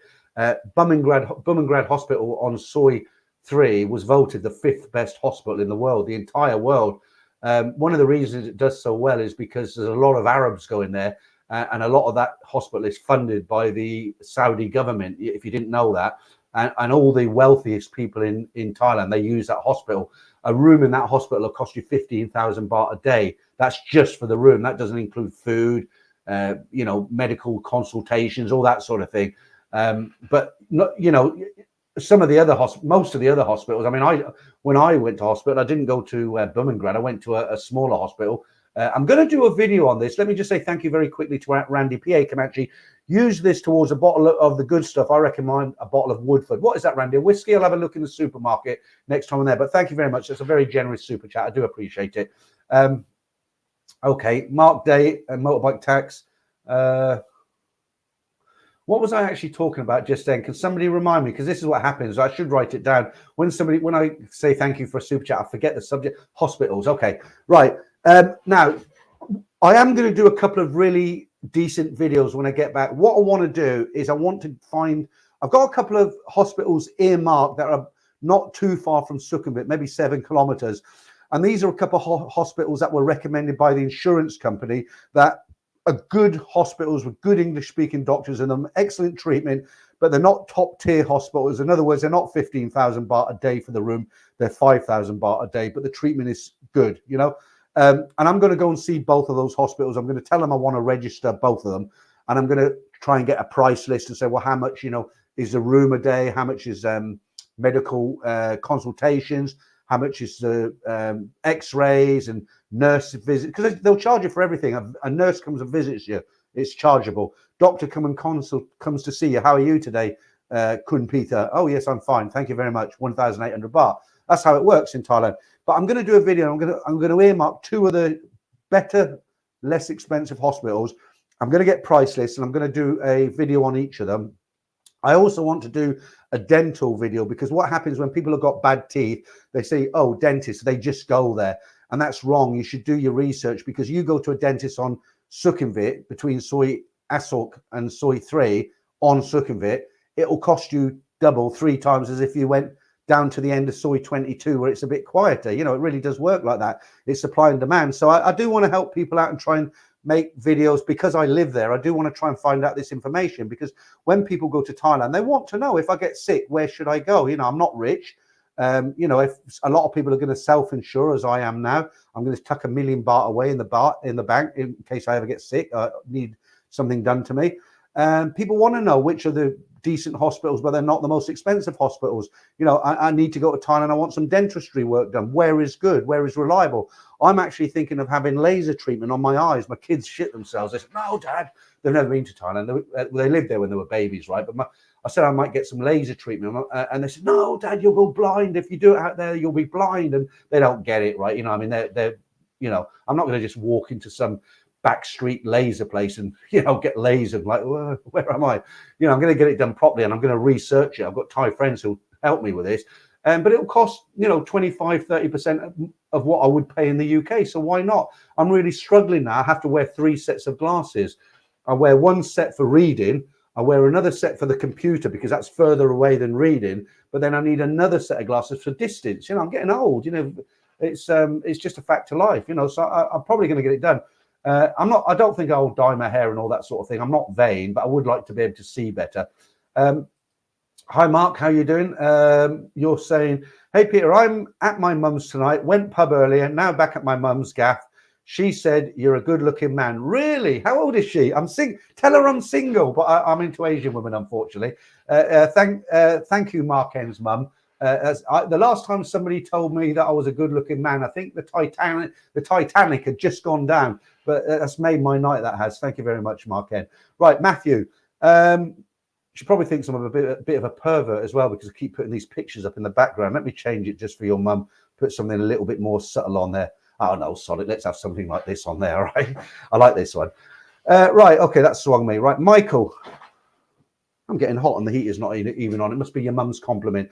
Right, Michael, better off having travel insurance from your own country rather than to be able to sleep better at night. Yeah, we did raise this point a couple of weeks ago, Michael. You're absolutely right, of course, but it's not going to do you any good if you live out there. The whole point of travel insurance, the reason they don't take down all these, they'll ask you some questions. When are you going? When are you coming back? Which country are you going to? What cover do you want? It's expensive. It doesn't look expensive because you're going for 3 weeks a month and they'll charge you, I don't know, a couple of £100. You think, yeah, that's all right. The reason it's expensive because they'll take more of a chance because they make so much more money that when people do get ill, they can afford to pay it out. But when you live in a country, you can't have travel insurance. I think the maximum you can have travel insurance for is 90 days. Don't quote me on that, but I kind of remember reading that figure. Yeah, Michael Ward says, good, don't dye the hair. I'll talk about that as well. Do you know, I don't want to take the piss, but I hope you're not one of these guys. When I go to Pattaya, when I go to Pattaya, I see so many older guys of my age that have dyed their hair. Okay, they go in there, they want to look a bit younger. You know, you see all sorts. They're wearing ponytails, earrings, or look, good luck to them. It's not what I'm into. You know, short back and sides, no earrings. Very conservative guy I am, right?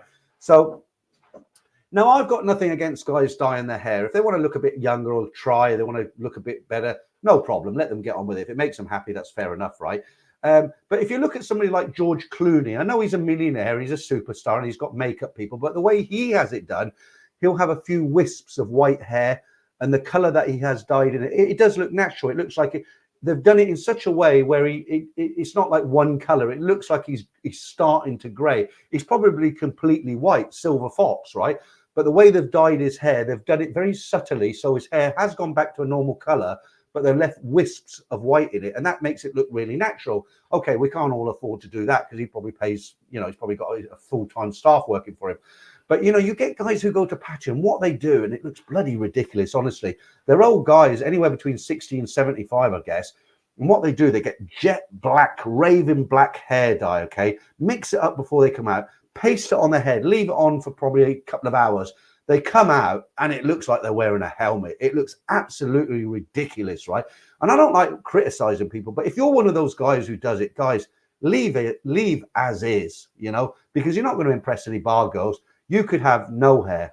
You could have blue hair, black hair, green hair. They're not going to turn you down. But, you know, don't be one of those guys who completely blackens their hair. It just looks ridiculous. I said to somebody in Thailand, I said, oh, I'm thinking about putting a little bit of dye in my hair, you know, get a few years younger. And it was a girl who does my hair, hairdresser. And she says, no, you don't want to do it, because she dyes hair. And I thought, well, she's going to encourage me because she makes money. And she says, she knows I live there. She says, don't do it, Peter. And I said, why not? She said, once you do it, she says, you'll have to come back here every month and do it again. And I said, well, that's good for you. And she says, it is, but you think about it, the inconvenience. She didn't quite say it in such good English as I'm saying it to you guys, but that's the sort of message she was putting across. So I just thought, nah, I'll leave it. There's no point. What's the point? Clive Allen, mind you, saying that, I wouldn't mind having these like just pulled up, but I'm not going to get into it. But I'm just kind of dreaming, I could get that done. I look like Mickey Rourke, wouldn't I? Leatherface, all these superstars in America that have had plastic surgery. You look at them and you think, do you know what? You looked old before, but you look gracefully old. You're a good-looking man. Or you're a good-looking woman. Yes, you looked old, you had wrinkles, but you looked like a good-looking guy. And they get this plastic skin. They look like Leatherface, all shiny and big lips and eyes like this. Jesus Christ, no way. Right, Nominee Inspector, Just for Men. Do you know what? I bought that. I've actually got it right there, Just for Men. I've seen it on TV. Or was that Grecian 2000? No, mine's Grecian 2000. And I thought, well, that's not bad, because you wash your hair and it gradually goes darker. And I thought, I'll give it a go. Nothing happened, but I think it's because I put a bit of hair mousse in, so I look like the white version of Bob Marley. Right, Randy, when I watch videos of guys walking around the streets, I always laugh at the guys, black hair, plaid shorts and striped shirts. Do they ever look in the mirror? I know, it's shocking, isn't it? It's shocking. Guy Traveller, guys, I am aware that I'm missing a lot of comments. I do, when I go into a subject, I do tend to waffle on for 5 or 10 minutes, and the comments whiz by, and then I try and come back to the later ones as they're not relevant. So if you've got something important to say and I've missed it, just don't be offended and think he's not reading my comment. I'm not doing it on purpose. And if you think it's important, just keep rewriting it, and eventually I'll come to it, hopefully. Thailand Clucker. Only in Thailand, me too, 20 years ago. Okay. Mark N.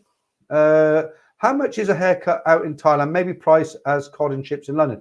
The thing is, in Thailand, it depends if you're a cheap Charlie or you like to look after them. And me, I'm in the latter camp, because what I mean by that is tipping is you've got people who, I won't name names, you know what I'm talking about. They just will not tip. Like, I tip everybody in Thailand, okay? Because you're talking pennies, pounds, a couple of pounds, right? And the reason to do it is because I talk to my lady who cuts my hair, and her best friend's always there, because there's two of them that cut hair, okay? And what they do, the lady who owns a shop is never there. So what she does, the owner pays the rent for the shop. She's bought all the stuff. These two girls have their customers. Well, the owner's mother sits outside the shop all day. That's all she does. She's an old lady. She sits there. She has a lunch there. She has a dinner there. And she sits there all day. And I asked the girls, I said, why, who is that? She's sitting there every time. She says, yeah, it's the owner's mother. I said, well, what's she doing? She said, well, she counts how many customers come in, so we can't cheat the owner. And I'm like, really? And that's what she does. Anyway, they told me they get a percentage of everybody who comes in. So if nobody comes in, they don't make any money. It's what we used to call piecework in the UK, right?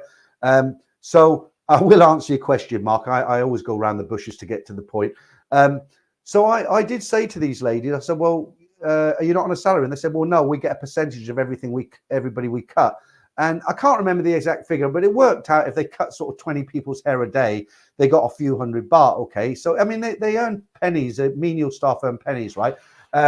So as far as the price of the haircut, if you're one of these guys that just go in and you'll only pay for what you get and you do not tip, which I would be embarrassed to do because I just couldn't do it, then a haircut in Thailand will cost you anywhere between 100 baht and 300 baht, depending on where you go. You probably struggle to get 100 baht these days. A couple of 100 baht, 250, maybe a bit more in a tourist area like Pattaya. The place I go to is in, it's actually just around the corner from, it's actually next door to, I won't say the name of it, but it's on Soi 8. It's down a little alleyway, and it's famous for doing a service that pretty much is unique to most of Bangkok, apart from one or two other places, right? But my hair, it begins with L. My hairdresser is actually on the corner next to that bar. And that's where I go. So in answer to your question, if you just go in and say, yep, haircut, how much? 200, bang, there you go. That's it. But I generally leave 100 baht tip. Why? Because it's £2.50 and I go there once every 6 weeks. Okay, and it makes a difference to them. It doesn't make any difference to me. Right, David. The only people I don't tip are these restaurants now, and it's becoming more and more popular in Thailand. I don't like it, right? Number two. The only people I don't tip are, well, there is a few people I don't tip, but you know these Now these restaurants, you go in and you get the bill and you say you spent 500 baht and they put a 17% service charge on there, like they do in the Western world, right? And you think, well, what's this? And they say, oh, 17%. I don't leave tips in them places anymore. It's like I went to Asiatique, you know, by the waterfront. I did that live stream, terrible reception. It was actually one of the worst that I've ever done. And it was supposed to be one of the best.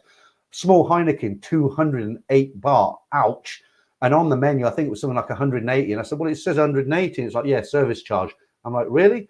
And I took the coins and everything back. I didn't care. But generally in Thailand, I tend to tip because it's pennies and it makes a difference to them.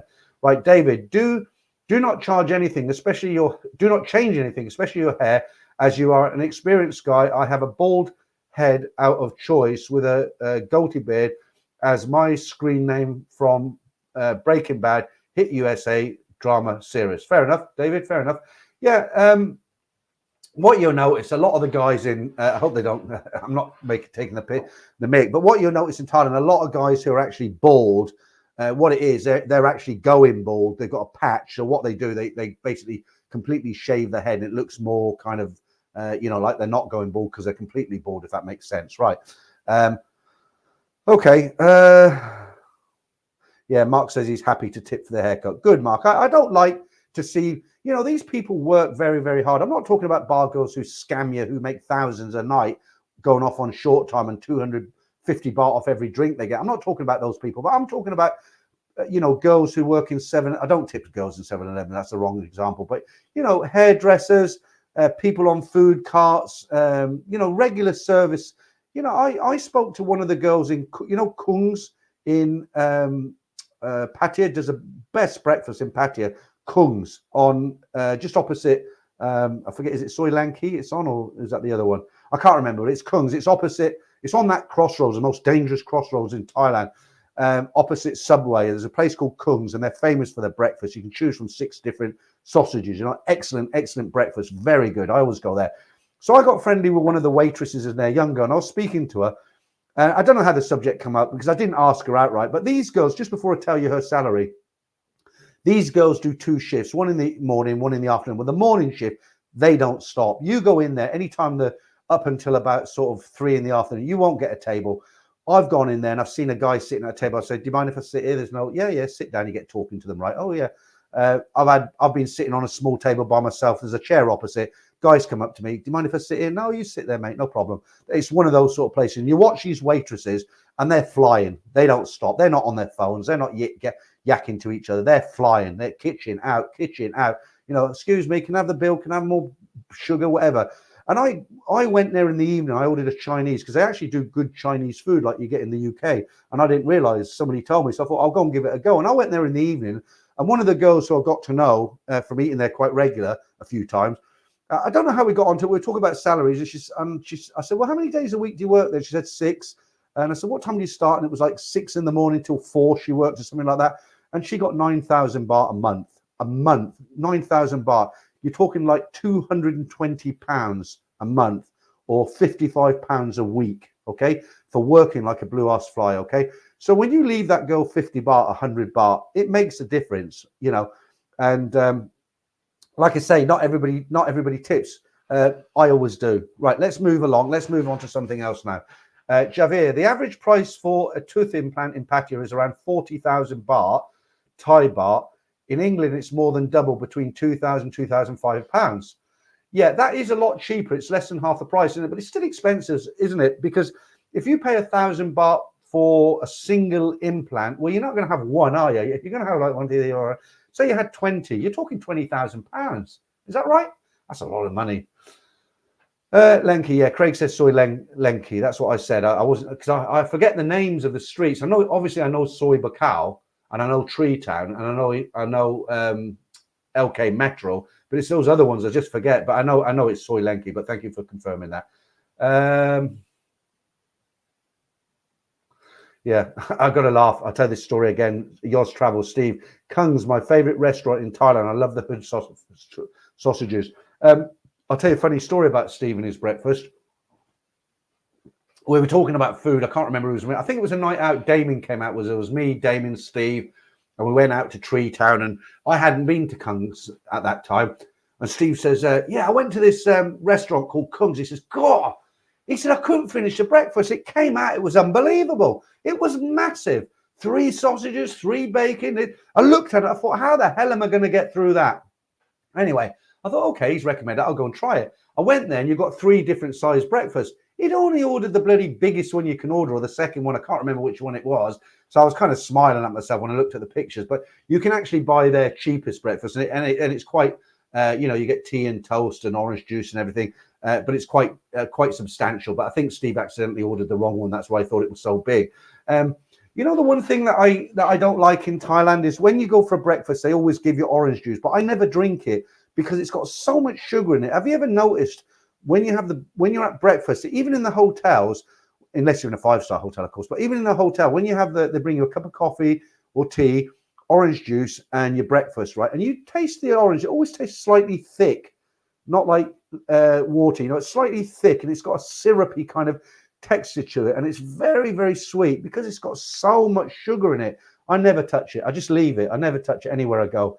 And even the fresh orange juice that you get on Sukhumvit, you get these fresh bottles of orange juice, and they cut oranges in half and display them, and you look at it and think, oh yeah, that looks nice. They put sugar in it. What I do, because I like to drink fresh orange juice, it's got so much goodness in it. When I'm in Thailand, I have the Manao, the lime. I buy them now. When you live there, you get experience. And I used to buy it all from a supermarket. I go to Robinson, I buy lemons and limes and oranges. But it's twice the price. These annoying vans, I mentioned this on Friday. They come around, they've got a speaker on the front, and you can't understand what they're saying. But they've got fruit in the back. One stops in my apartment. So I went out and I said, how much, Talai? Kilo of oranges, 70 baht. Well, in a supermarket, you're paying like over 100 baht. Half a kilo of grapes, a big thing like this. I think it was 100 baht. A big bag of strawberries, 100 baht. Well, in the supermarket, it said double that. So what I do now is every week I buy a bag of limes, and I've got one of those kind of juice squeezers that you do with your hand.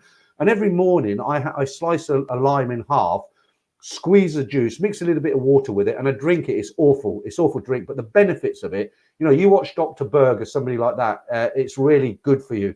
That's why the Australians used to call us limeys in the old days, because when they went out on these long voyages in ships for 6 months and they were eating dry biscuits, they used to get vitamin deficiency, and they'd come out in all sorts of things like scurvy, and they couldn't work it out. And they eventually worked out that the sailors weren't getting enough vitamins, and they found out that if they cut a lime in half, and every day or every couple of days, whatever it was, they give the sailors half a lime, and they sucked on these limes, got the juice. The problem went away. They were healthy, and hence the nickname limeys. That's where we got the name from. But the other thing I'll do is the vans that come around, they've got all the fruit. I'll buy a couple of bags of these oranges, and I'll slice up 10 of them, because they're cheap, and I'll squeeze them. And I have a half a pint of fresh squeezed oranges. I mean, it makes me like 10 minutes to make it, but when you drink that, you're having a real nice drink. I put a couple of blocks of ice in it, pint glass, put 10 oranges, so there's about that much orange in it, a couple of bits of ice in it, leave it for about 2 or 3 minutes. That's a nice drink, a really refreshing drink. Okay, right. Let's get down to some of these newer ones. Only in Thailand. Thais love sugar. My girlfriend bought some noodles from a street seller, and with the noodles came a pack of chili sauce and a pack of sugar. I did mention last week, one of the biggest problems in Thailand now medically is diabetes, because they put sugar in absolutely everything. And in fact, if you haven't been to Thailand for a while, you go into 7-Eleven, those nice cheese toasties that you get, they do ham and cheese or just cheese, and they put them in the heater for you, the toaster, and they're actually a nice snack. They're cheap and they're quite nice. Next time you go there, think of this. If you can remember me talking about this, just chew it and you'll taste the sugar in that. Cheese sandwich has got sugar. You can taste it. If you get used to them, you forget. Right, who's this? Stephen Forex, £20 super chat. Thank you, Stephen. Very generous of you. Just applied for the e-visa, 60-day single entry, a bit of a faff, but I will know the score next time and will be simple. Cost 1,200 baht. No cheaper than a 30-day extension. Was approved in less than 48 days. Well, please. Yeah, well done on that. 60 days, great. To anybody else who's over 50, if you want to stay long-term, go and see Lana at Farang Visa. She's great. She did mine. I came out the airport, no problems at all. Multi-entry. Capio, always late, but good to have you in. Thailand Clucker, yes, Martin was away somewhere. Yeah, you're talking about Nick Dean didn't do a stream today, did he? I do hear about these things. People tell me. Right, Alan Potter. It's the Americans who call us limeys. The Ollies call us poms. You're correct. I stand corrected. Yeah, the Americans call us limeys, and the where does the name poms comes from? I don't know. Is it something to do with pomegranates? That's too simple, isn't it?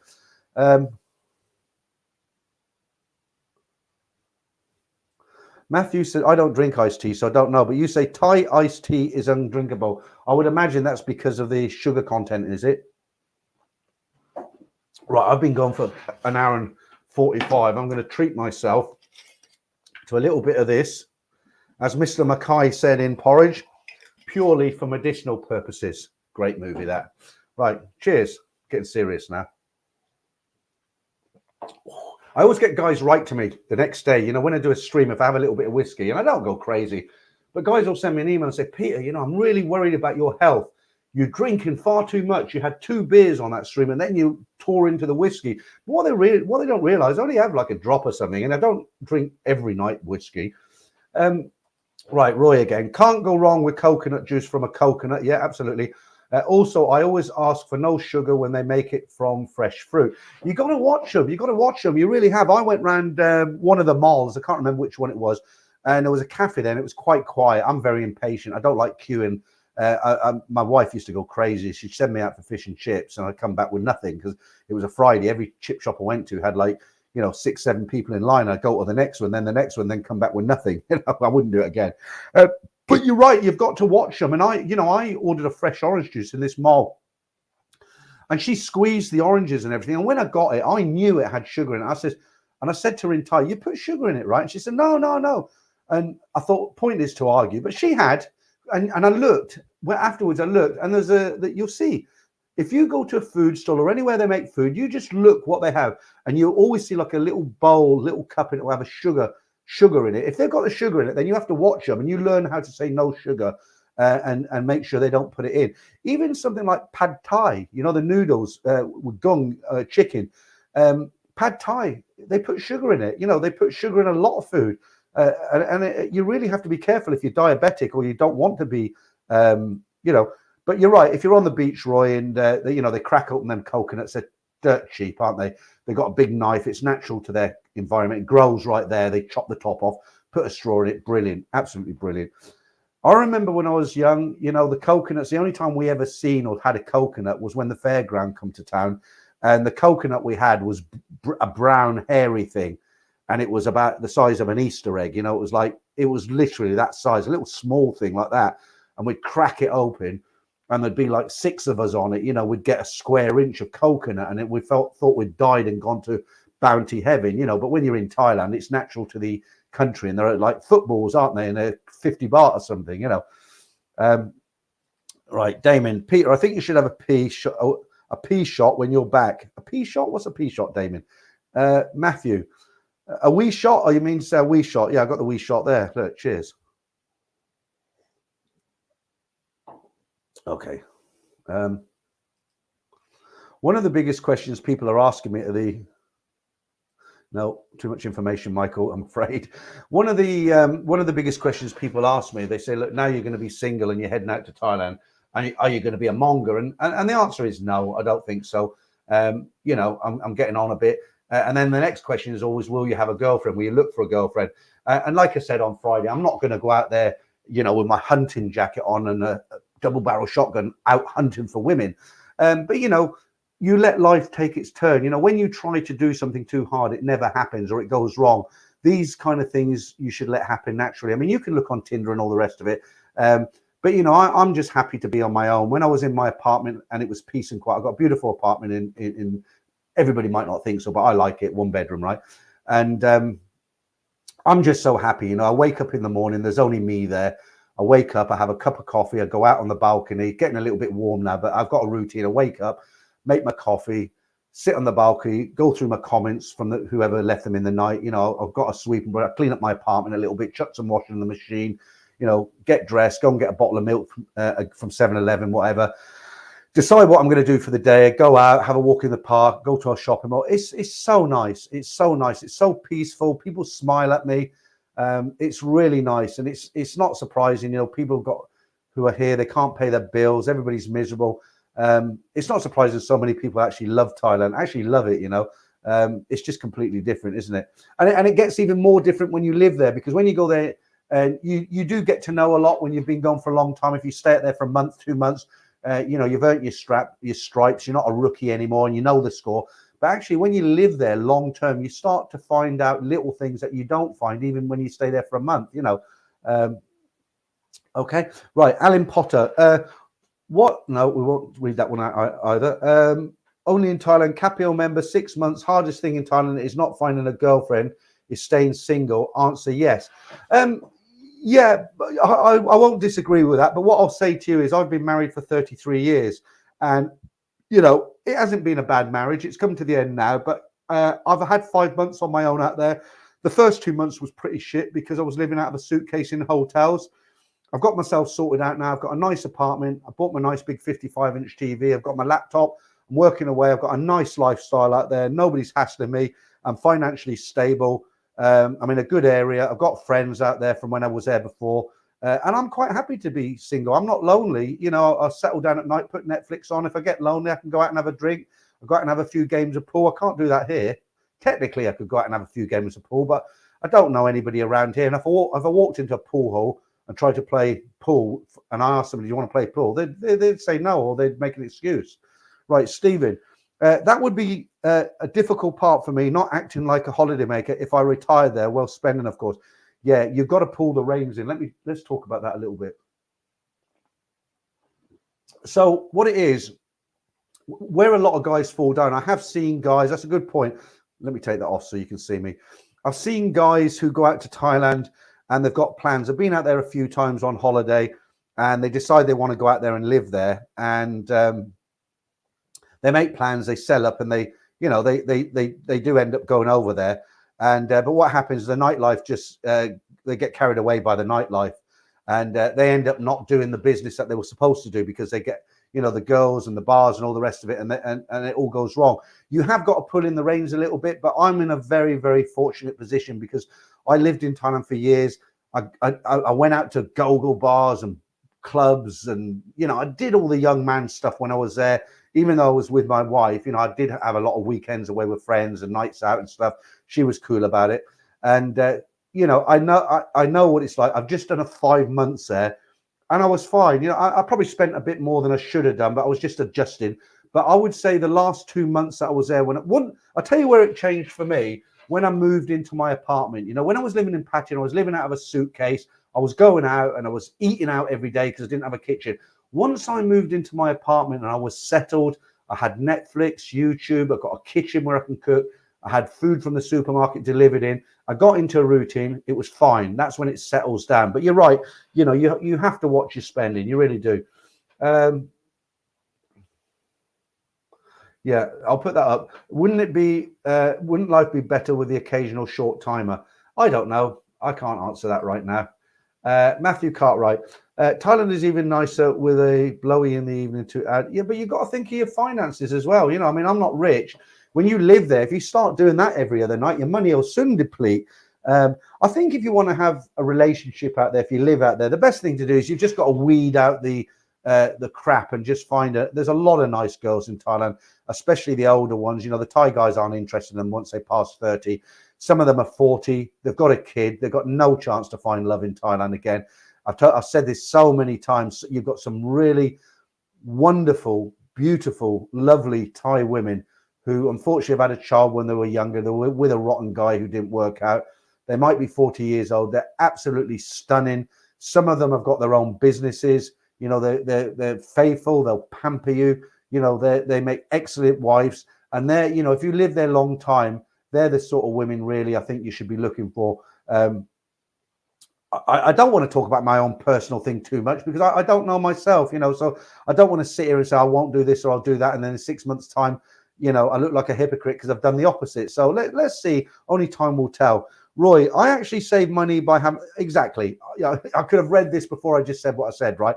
I actually save money by having a long-term Thai girlfriend. We both don't drink, home cooking and free massages, even after the allowance I give her. That's a good point. But a lot of guys are not happy just to have one woman. I do know guys in Bangkok who have a long-term living girlfriend and they pop out to 7-Eleven, you know what I mean, for an hour. or something like that. But you're right. Yeah. I mean, if you can find a nice woman that you can get on with and she's great at everything, then that's the way to go, isn't it? Craig, short timer as long as it's a bar girl or freelancer, but if it's a regular girl, you might end up as a statistic. Yeah, I know. You're right. Right. Keynote, pay as you go. You need very deep pockets if you live there, and that's what you're going to do. Thailand Clucker, if you spend a month's holiday in Pattaya, you will probably need a month's holiday to get over it. Pattaya will age you quickly. Well, you're right. And I've always said, people say to me, they say, why do you want to live in Bangkok, Peter? Why don't you live in Pattaya? And Pattaya is a wonderful place, but the problem is there's too much temptation down there. And once you live in a place like Pattaya, you're in a bubble. It's almost like nothing outside Pattaya exists. You know, Pattaya is its own world. And when you're there, you're kind of cut off from everything else if you live there. And the guys who live there successfully, like Trevor and Ride for Kicks and all this sort of places, guys, you'll find they don't live in the heart of it. They live out of it. And they have long-term partners. They have wives or girlfriends, all those guys, the successful ones. And they have a skill of being able to cut themselves away from it and jump into it when they need to do videos and things like that. But I couldn't do it. You know, it's too, temptation for me is too great. Having an apartment in Bangkok is brilliant because I'm in a capital city. People go to work. People are serious. It's all going on. It's a normal city. But there are enclaves of this sort of thing. You've got Soy Cowboy and that sort of thing if you want to have a night out. Like I said to you last Friday, Soy 11's brilliant now. They've got lots of new bars down there. And I like Oscars. That's a cocktail bar, believe it. And I'll go in there and have a Singapore Sling. You know, I mean, Singapore Sling, but great, yeah. Right, who are we on now? Damon again. Peter, I have a long-time girlfriend, 19 years now, and she still cost me a fortune. Yeah, I do know, because when she came to my apartment with you, she sprawled out on the sofa, didn't she? And you lost it. But yeah, she's a nice girl. Right, Mike K87. I wouldn't mind a decent woman. Some women over 30, 40 look nicer than the UK girls in the 20. Absolutely. You know, the women in Thailand, you know, I've seen 50-year-old women in Thailand, 50 years old, right? If they walked into a bar in the UK, they'd be fighting over these women, you know, absolutely hold their looks, you know. I like the do you remember Goodfellas? It's actually 25 years old now. Goodfellas. They say it was the best movie, realistic movie about the mafia. But I like the line by Joe Pesci, when they went round to his mother's house to have a meal after doing the hit on the guy in the back of the boot. And he said he wanted to borrow the knife. You know, they got the hoof stuck in the front of the bumper, you know. And he said, I want to borrow this knife. But they'd gone around Joe Pesci's mother's house, who actually was Martin, I can never pronounce his last name. You know, the director, Martin Scorsese. The woman who plays it is actually his mother. But anyway, I like the line. The line I like is when his mother says to Henry Hill, she says, "Oh, Henry, why don't you find yourself a nice girl?" And then she says it to Joe Pesci in a different sort of way. And he says, "I do find a nice girl every night, mother, but then I go home in the morning and find another one the next day." Great line. Something like that. Anyway, Steve, totally agree. My trips to Thailand cost me about the same as living in the UK. I eat out every night and stay in great hotels and condos, and I have a missus that is polite and nothing like a Brit woman.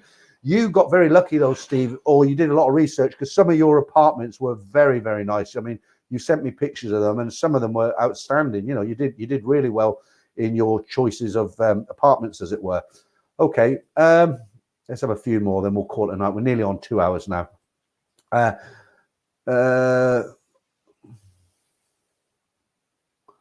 Okay. I don't know about that, Paul. Over 60 years old, girls are cracking out. I don't know if cracking is a word I'd use for somebody over 60, Paul. Oh, that's a good question. We've talked about this lots of times. To be, not to be, would you not consider buying a condo in the long term? Never, ever. I strongly recommend to people who go to Thailand long term, do not buy a condo. It's just so complicated. The thing is, there's lots of reasons not to buy a condo, okay? Firstly, you're dealing with Thai lawyers and Thai documents, and you know how it goes. I'm not going to slate anybody, but that's the first obstacle. Secondly, you don't need to tie up millions of baht to own a condo in Thailand, because rent is so cheap. I mean, I'm paying 20,000 baht a month for a one-bedroom apartment, a nice apartment, not just a scabby apartment, a luxury one-bedroom apartment with security downstairs, 2 security guards. You need a key fob to get in. It's cameraed to the hilt. I've got a balcony, washing machine. It's a lovely, lovely apartment. And I'm in the equivalent to Mayfair in London. And I'm paying £500 a month. That's an apartment in Bangkok. So you go down to Pattaya or Hua Hin or wherever you are, you're going to get a 1-2 bedroom apartment, 15,000 baht, £500 a month, $600. Why on earth would you want to tie up millions and millions of Thai baht just to own a property? Now, people will be looking at me and telling me why, but let me tell you a few more reasons. Firstly, it's very, very difficult to sell property in Thailand. Why? Because it's saturated. You know, they're building constantly building. And in my experience, all foreigners who have tried to sell up, it's taken such a long time and they've ended up losing money just because they wanted to get shot of it. Okay, that's the other reason. And lastly, you buy a condo, you live there for 6 months, and for some reason you think, I don't like it here anymore, or I've got this new girlfriend and she lives 100 miles away, I want to live in that town. Or, oh, I thought it'd be nice here, but I didn't realize they have this fire burning every year. I don't want to live here. You're tied in. So why buy? You know, I mean, it's different in a Western country, but in Thailand, I would not buy a condo, never, ever. And I do advise people as well. I mean, you can come at me and tell me why I should buy one, but I'll never buy one. Right, no name. Peter, what would you, let's put it up. What would you, what was that? What you got would cost about 75,000 a month. What, for my apartment? No, they're not that dear. No name. I mean, I seen the contract before I had it. It was 25,000 a month they were getting for that building. Don't forget, it's an older building and it's quite a long way into the soil. I like the walk up to the top of the soil to the BTS, but that would put some people off because it's a good 10-minute walk from my apartment to Sukhumvit, which I like because it's quiet. But, you know, no, I don't think 75,000. I mean, that's a lot of money. For 75,000, you get a 3-bedroom, you know, high-rise luxury apartment these days. Maybe 30,000 if she was, you know, really trying to push it. But, you know, I've got a good deal on it for sure, 20,000 a month, but not, I don't think 75. Buzzer says, Paul Scrath, they sound a bit too English for me. Okay. Okay, so, Simon Mayer's super sticker there. Thank you. There's old David Hasselhoff there. I know a joke about that. I did tell it a few weeks ago. What was it? No, I can't remember what it was. Okay, no name. I corrected that. Okay, was it? It wasn't 75, was it? Then was it? What was it? 25? I didn't see it. Isles of Sucking Dicks, how are you doing? Living in Thailand isn't good for those without self-discipline. Yeah, you do definitely need self-discipline, or you'll just lose. You'll end up, you'll budget your money. I've seen guys do it. They'll go out there on a budget. This is for my rent. This is for my electricity. I'm going to go out one night a week just to a regular bar. I'm going to do one short time a week. I'm going to eat out 3 times a week, and I'm going to cook at home. All goes out the window. All goes out the window. And sometimes if they hook up with a Thai bar girl, it's terrible because it's a constant tap that never gets turned off of asking for money. I need money for this. I need money for that. You know, and he's hooked up with her. They're living together. It's very difficult. Very difficult.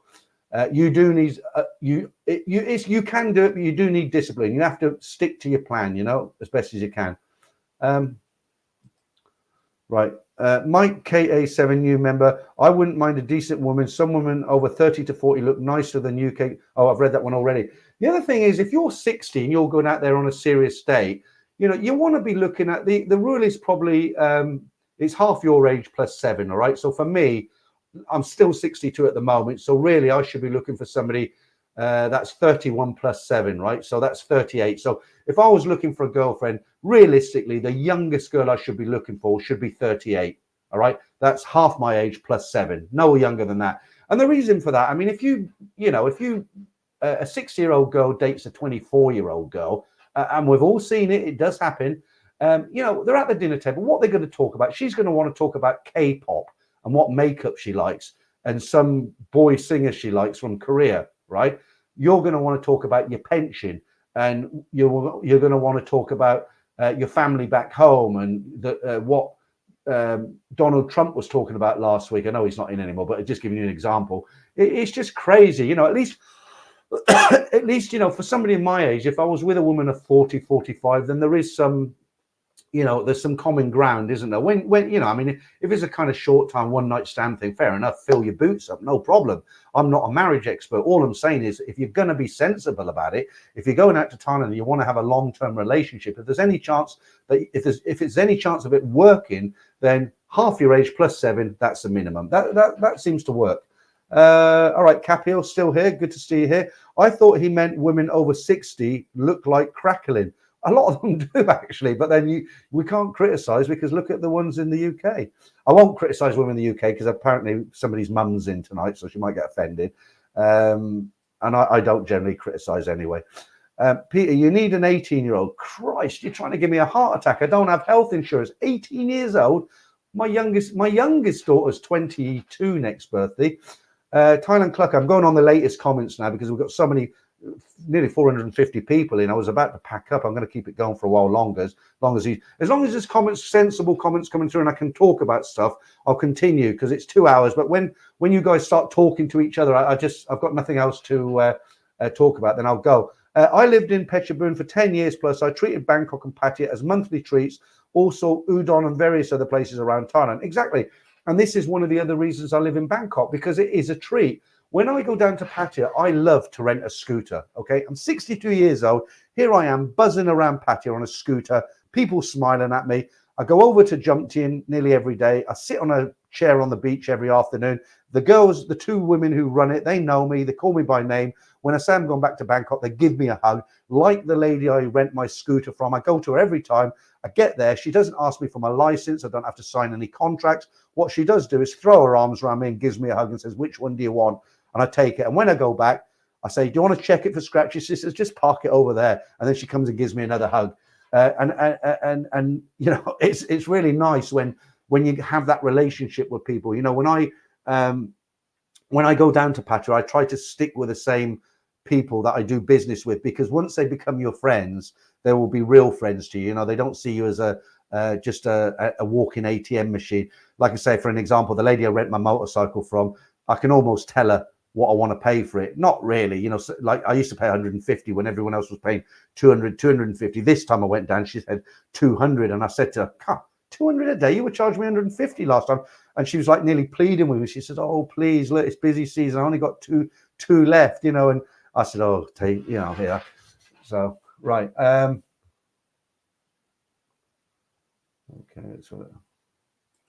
Okay, so John Cavendish, I'll just call you John, I can't pronounce your last name. The boys in brown will ask you for a license. I got, do you know, believe it or not, the last time I was in Pattaya, when I was living out of a suitcase, I got stopped 8 times in a week, because what they do, the police station is on the beach road, and every day, most days they come out there and they just stop foreigners, mainly foreigners, and they want to see your license. And if you show them your UK license, it doesn't matter if you've got a real motorcycle license. If it's a UK license, in you go, and you pay your 500 baht fine. But I had a really nice experience. I got fined the first time. I've actually got a Thai driving license, car and motorcycle.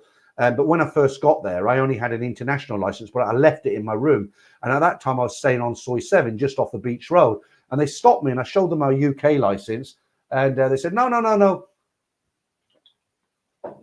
And they showed me almost like a menu, a plastic piece of paper, and it was a cross through the English. They had a picture of an English license with a red cross through it, and then the cardboard international license with a tick next to it. And he showed me, and I said, I've got it. It's in my hotel just here. He said, no, highlight. You have to go and pay fine. You have to pay. And I said, I have. And it's all smiles, and it's not like here where you know, it's the cops. I mean, over there, it's a game, isn't it? You're smiling. So I said, no, I have. He said, no, you have to go pay highlight. So I'm like, I thought, shit, I've got it in my hotel there. He won't let me go and get it. So I thought, right, okay. So I went in, I paid the 500. But what was the funny experience was, now you think about a police station where you live. You go into a police station, how serious it is. I swear to God, this happened, all right? I went into the police station. I've never been into the police station in Pattaya before, believe it or not, even though I lived there for a number of years. And I went in, and I went up to the counter. No, you have to take a ticket, right? There was a few people. It wasn't busy, but they have 2 windows where you pay the fine. So I went up to the window with my 500 baht. No, take ticket. Took the ticket. Just took the ticket. Say it was number 40, right? Took the ticket, looked at it. Number 40 comes up, right? So I went to the counter. She could have just took the 500, but they have their systems, right?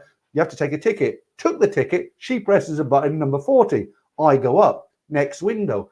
So there were 2 ladies, right? The first one was a really good looking girl. She was a cop, a policewoman, right? In a uniform. And I looked at her, I thought, wow, you know, she's really nice, sexy.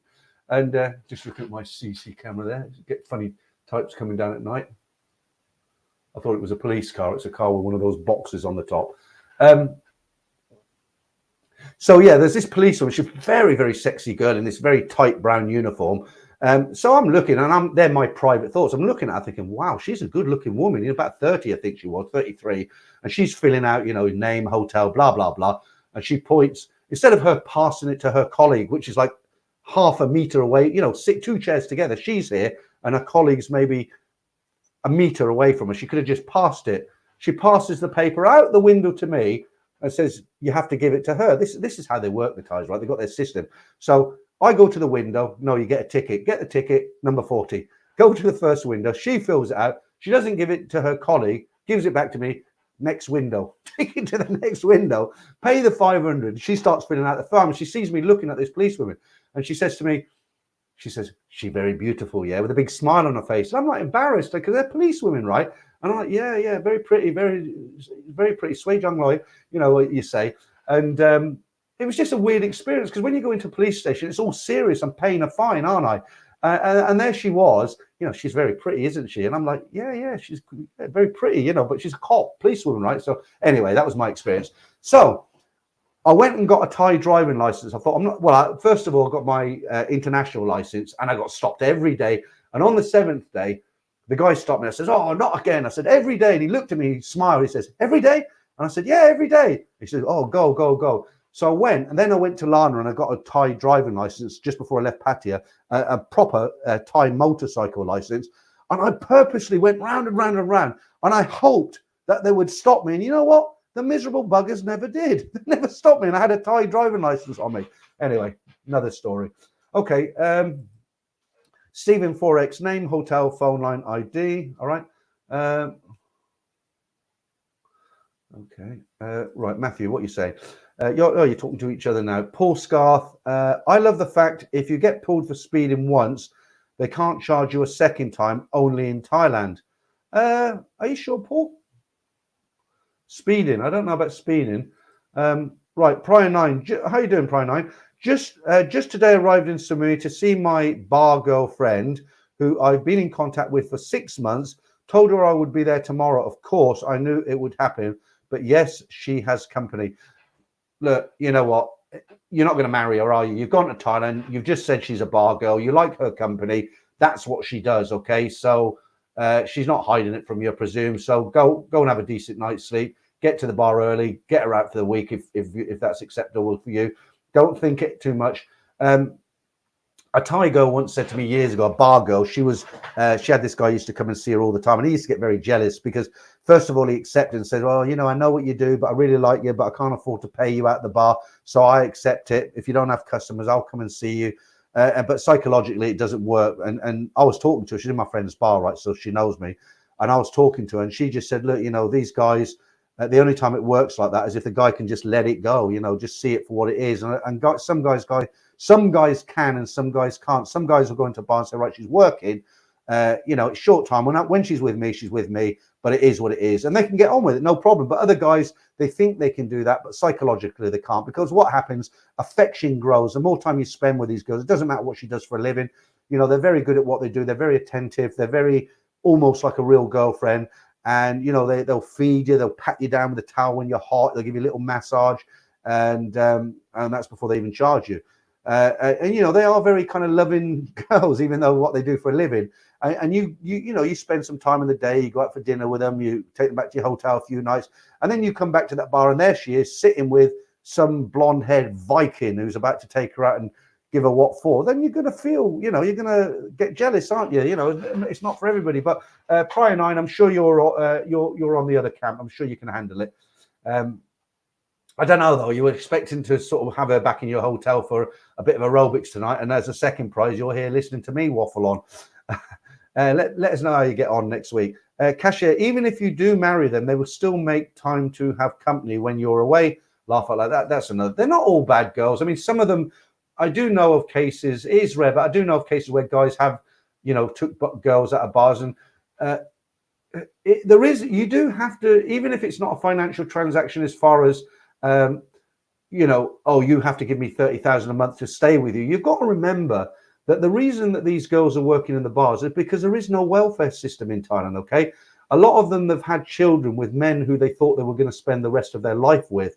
They thought they were financially, they'd be supported. You know, they've got a man in their life. You know, a lot of these guys, they just drink and gamble, and the girls are left holding the baby literally. You know, they've got mothers, siblings, and a lot of them are uneducated, you know, farm girls, and what they don't want to, they can't starve, so they go and work. And you know, you have to accept that fact that if you there are good girls who would rather not be doing it, and even if you hook up with a bar girl who is genuine, says, look, I'm not going to do it anymore, she will need money. You know, it's not a case of like, well, I'll stay with you for a month, but you have to pay me a salary of 30,000. A lot of them do that, and a lot of guys will do that because they've got a beautiful girl on their arm. But it's not that. What I'm saying is, it's a bit difficult to explain, but what I'm trying to say is, if she's in that poor environment with siblings and a baby and no welfare system, she comes down to work in the bar and she's sending money home every month. That's how they live. And suddenly Tom Cruise comes along and wants to whip her out the bar, then you can't say to her, well, I'm feeding you, I'll buy you what you need, but I'm not giving you any money. It's not fair. It's literally not fair. Why? Because you've taken her income away from her and she needs to support her family. So I'm not talking about 30,000 baht a month, but if she turns around to you and says, look, well, can you give me 10,000 baht a month or 7,000 baht a month to send up to my family?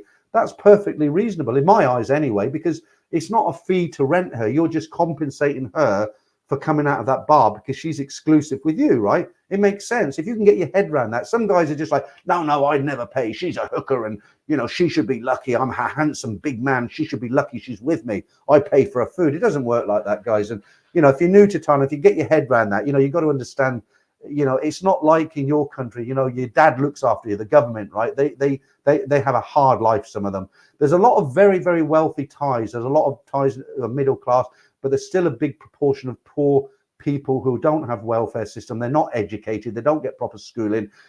You know, and if you meet one of these kind of people and you want to live with them, then you have to expect to be able to support them and their family. And it's normally a joke. The standard joke is when you marry a Thai bar girl, you marry her family. But to a point, it's not a joke. It is actually true to a point. So think really hard before you're going to take that on. Maybe it's a better option for you to just pop down there once a week. You know, I don't know. Okay, Thailand Clucker again. You're saying Pattaya is by the sea for a reason. There are plenty more fish around each corner. Yep. Randy, good night, Peter. See you next week. Great stream. Yes, Randy, thank you very much for the generous super chat. Thank you for joining the cheaper membership. It will be good to have you in the streams. Have a good night. And to anybody who asked me about when the member streams are going to start, they're going to be, I think, probably the first week in April. What to expect? There's not going to be like clowns and tambourines and jumping naked girls, right? It's not about that. What it's about, it's a stream just like this one, but the difference is because it's all members, I don't have to worry about trolls coming in. I can drink a bit more, not worry about saying the wrong thing within reason. But the best thing is I can bring people in. So if I see somebody interested in the stream who's got something to say, I can send him a link and he can come in for 5-10 minutes. We can have a chat. And it becomes more of a community. So that's what it's about. No name, blonde-haired Viking. It just came to my mind. You know, you go to a bar and you see your bar girlfriend with another guy. You know, it's not a 60-year-old bald guy. It's some Norwegian blonde Viking with muscles. You know, and he's there and he's ready to, you know, bang her like a Salvation drum. You know, you know what I mean, right? Salvation Army drum. Paul Hoskins, what are you saying at this time of night? Lots of girls will not want to be bar girls. Well, it's not a choice, is it, Paul? Think about it. I mean, would you want to work in a bar and go off with, you know, women every night who are 60, 70 with big pot bellies and, you know, boobs down to their ankles? Not a nice way to earn a living, is it? David Lean, as a retired Brit, what business do you think I might do well at in Thailand? Not a bar or anything else like that. To be honest with you, David, and I wish I could stop saying to be honest with you because it almost sounds like I normally lie. Really, business-wise in Thailand, it's very, very difficult if you're not working for a company. The easiest way is to work for a company. You know, something like a teacher, they earn pretty good money these days, but the rules are a bit stricter. I don't know what sort of business you'd want to open. Things like restaurants and good entertainment places, you need a lot of money. You can't go over there with, you know, £20,000 and open a successful business that you're going to live off. You know, and you've got to think about things like work permits as well. And when you deal with Thai staff, it's, you know, you've got to be on your toes. It's not easy. Ask anybody who's got a business. But you're retired, so you're not going to work for anybody else, are you? Really, I can't really honestly answer that with confidence, because when I lived in Thailand, I was in the whole hotel industry, and they took care of my visas and everything, and that's how I managed to live out there. And then when I finished with the hotels, I was doing some what I was doing with Simon for a number of years. We were doing IT, internet. It was the birth of the internet, the IT explosion before the internet bubble, and we were designing websites and you know, updating them, and we were making good money actually. But today it's very, very competitive. The rules are a lot more stricter than they used to be. You could get by on a tourist visa and nobody would turn a blind eye. You'd be very unlucky to get caught. But nowadays, you know, you try to work on a tourist visa, you get caught, and you know, you're going to wish you had that work permit. Maybe, I don't know, you've probably done this already. Maybe you do a search on YouTube and just ask that question. Hopefully there'll be some helpful videos. But unfortunately, I'm not the person who could, you know, actually give you some sound advice. So, right, Scapaci, Peter, respect to you loads of bar girls knowledge, but you never been with one. Well, you don't know that, do you? I say I've never been with one, and I probably haven't, but I could have been with hundreds. So, you know, it's not really an intelligent comment, is it? Because you don't know. I've said I don't, but that might not be true. Right, Mark N. Late as all, big fun. Have a good one. Up in 6 hours. Take care, everyone. Thanks, Mark. We'll see you next week, hopefully. Yeah, I think I'm done. Let's do the manga minute before I go, because I said I always do it at the end.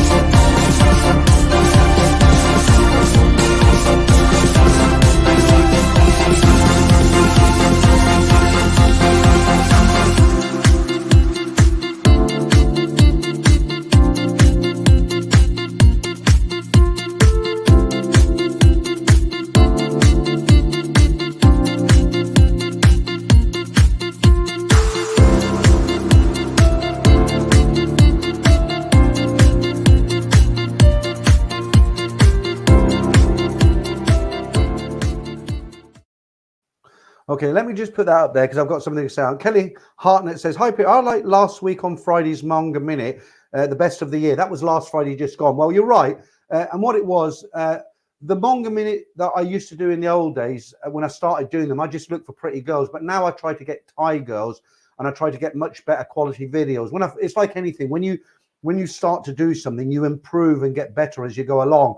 And the ones that I show on a Sunday are the older ones that I first started. I was just getting like Thais and Chinese, and I don't know where they come from. You know, the one or two ladyboys in there as well, I suspect.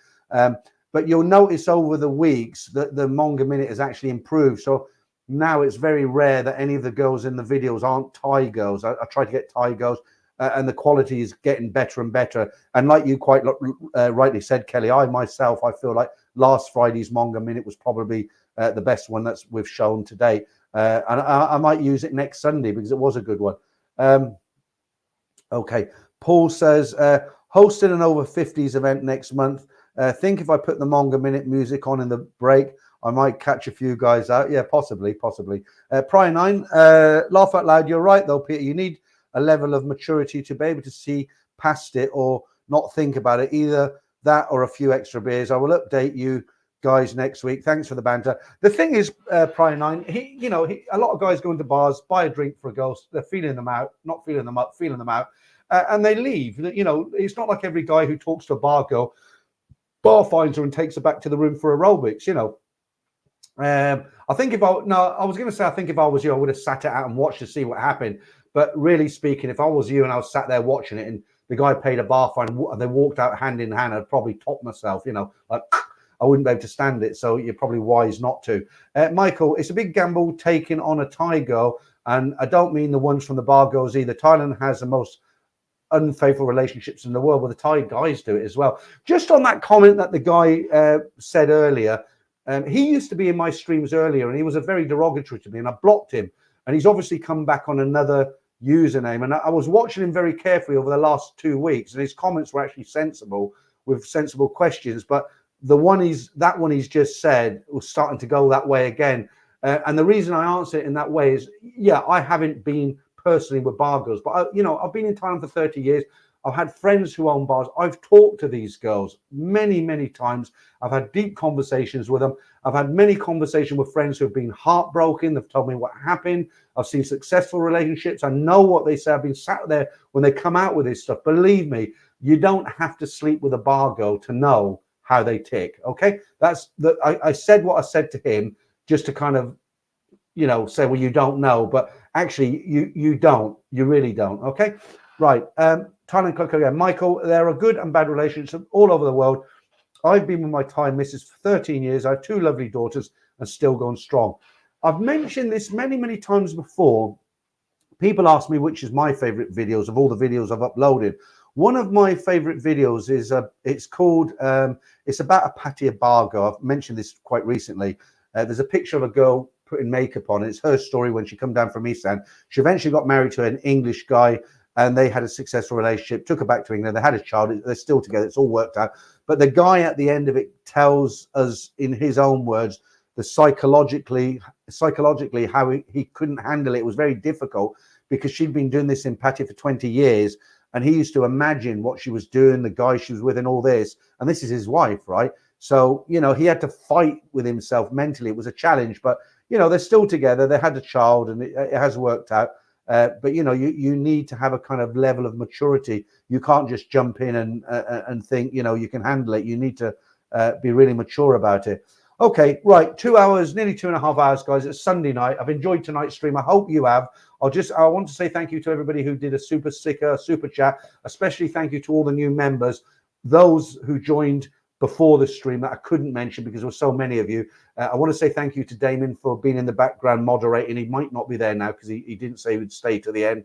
Franco's back on Tuesday, so I want to try and do an interview with Franco, find out how he got on in Pattaya for you guys.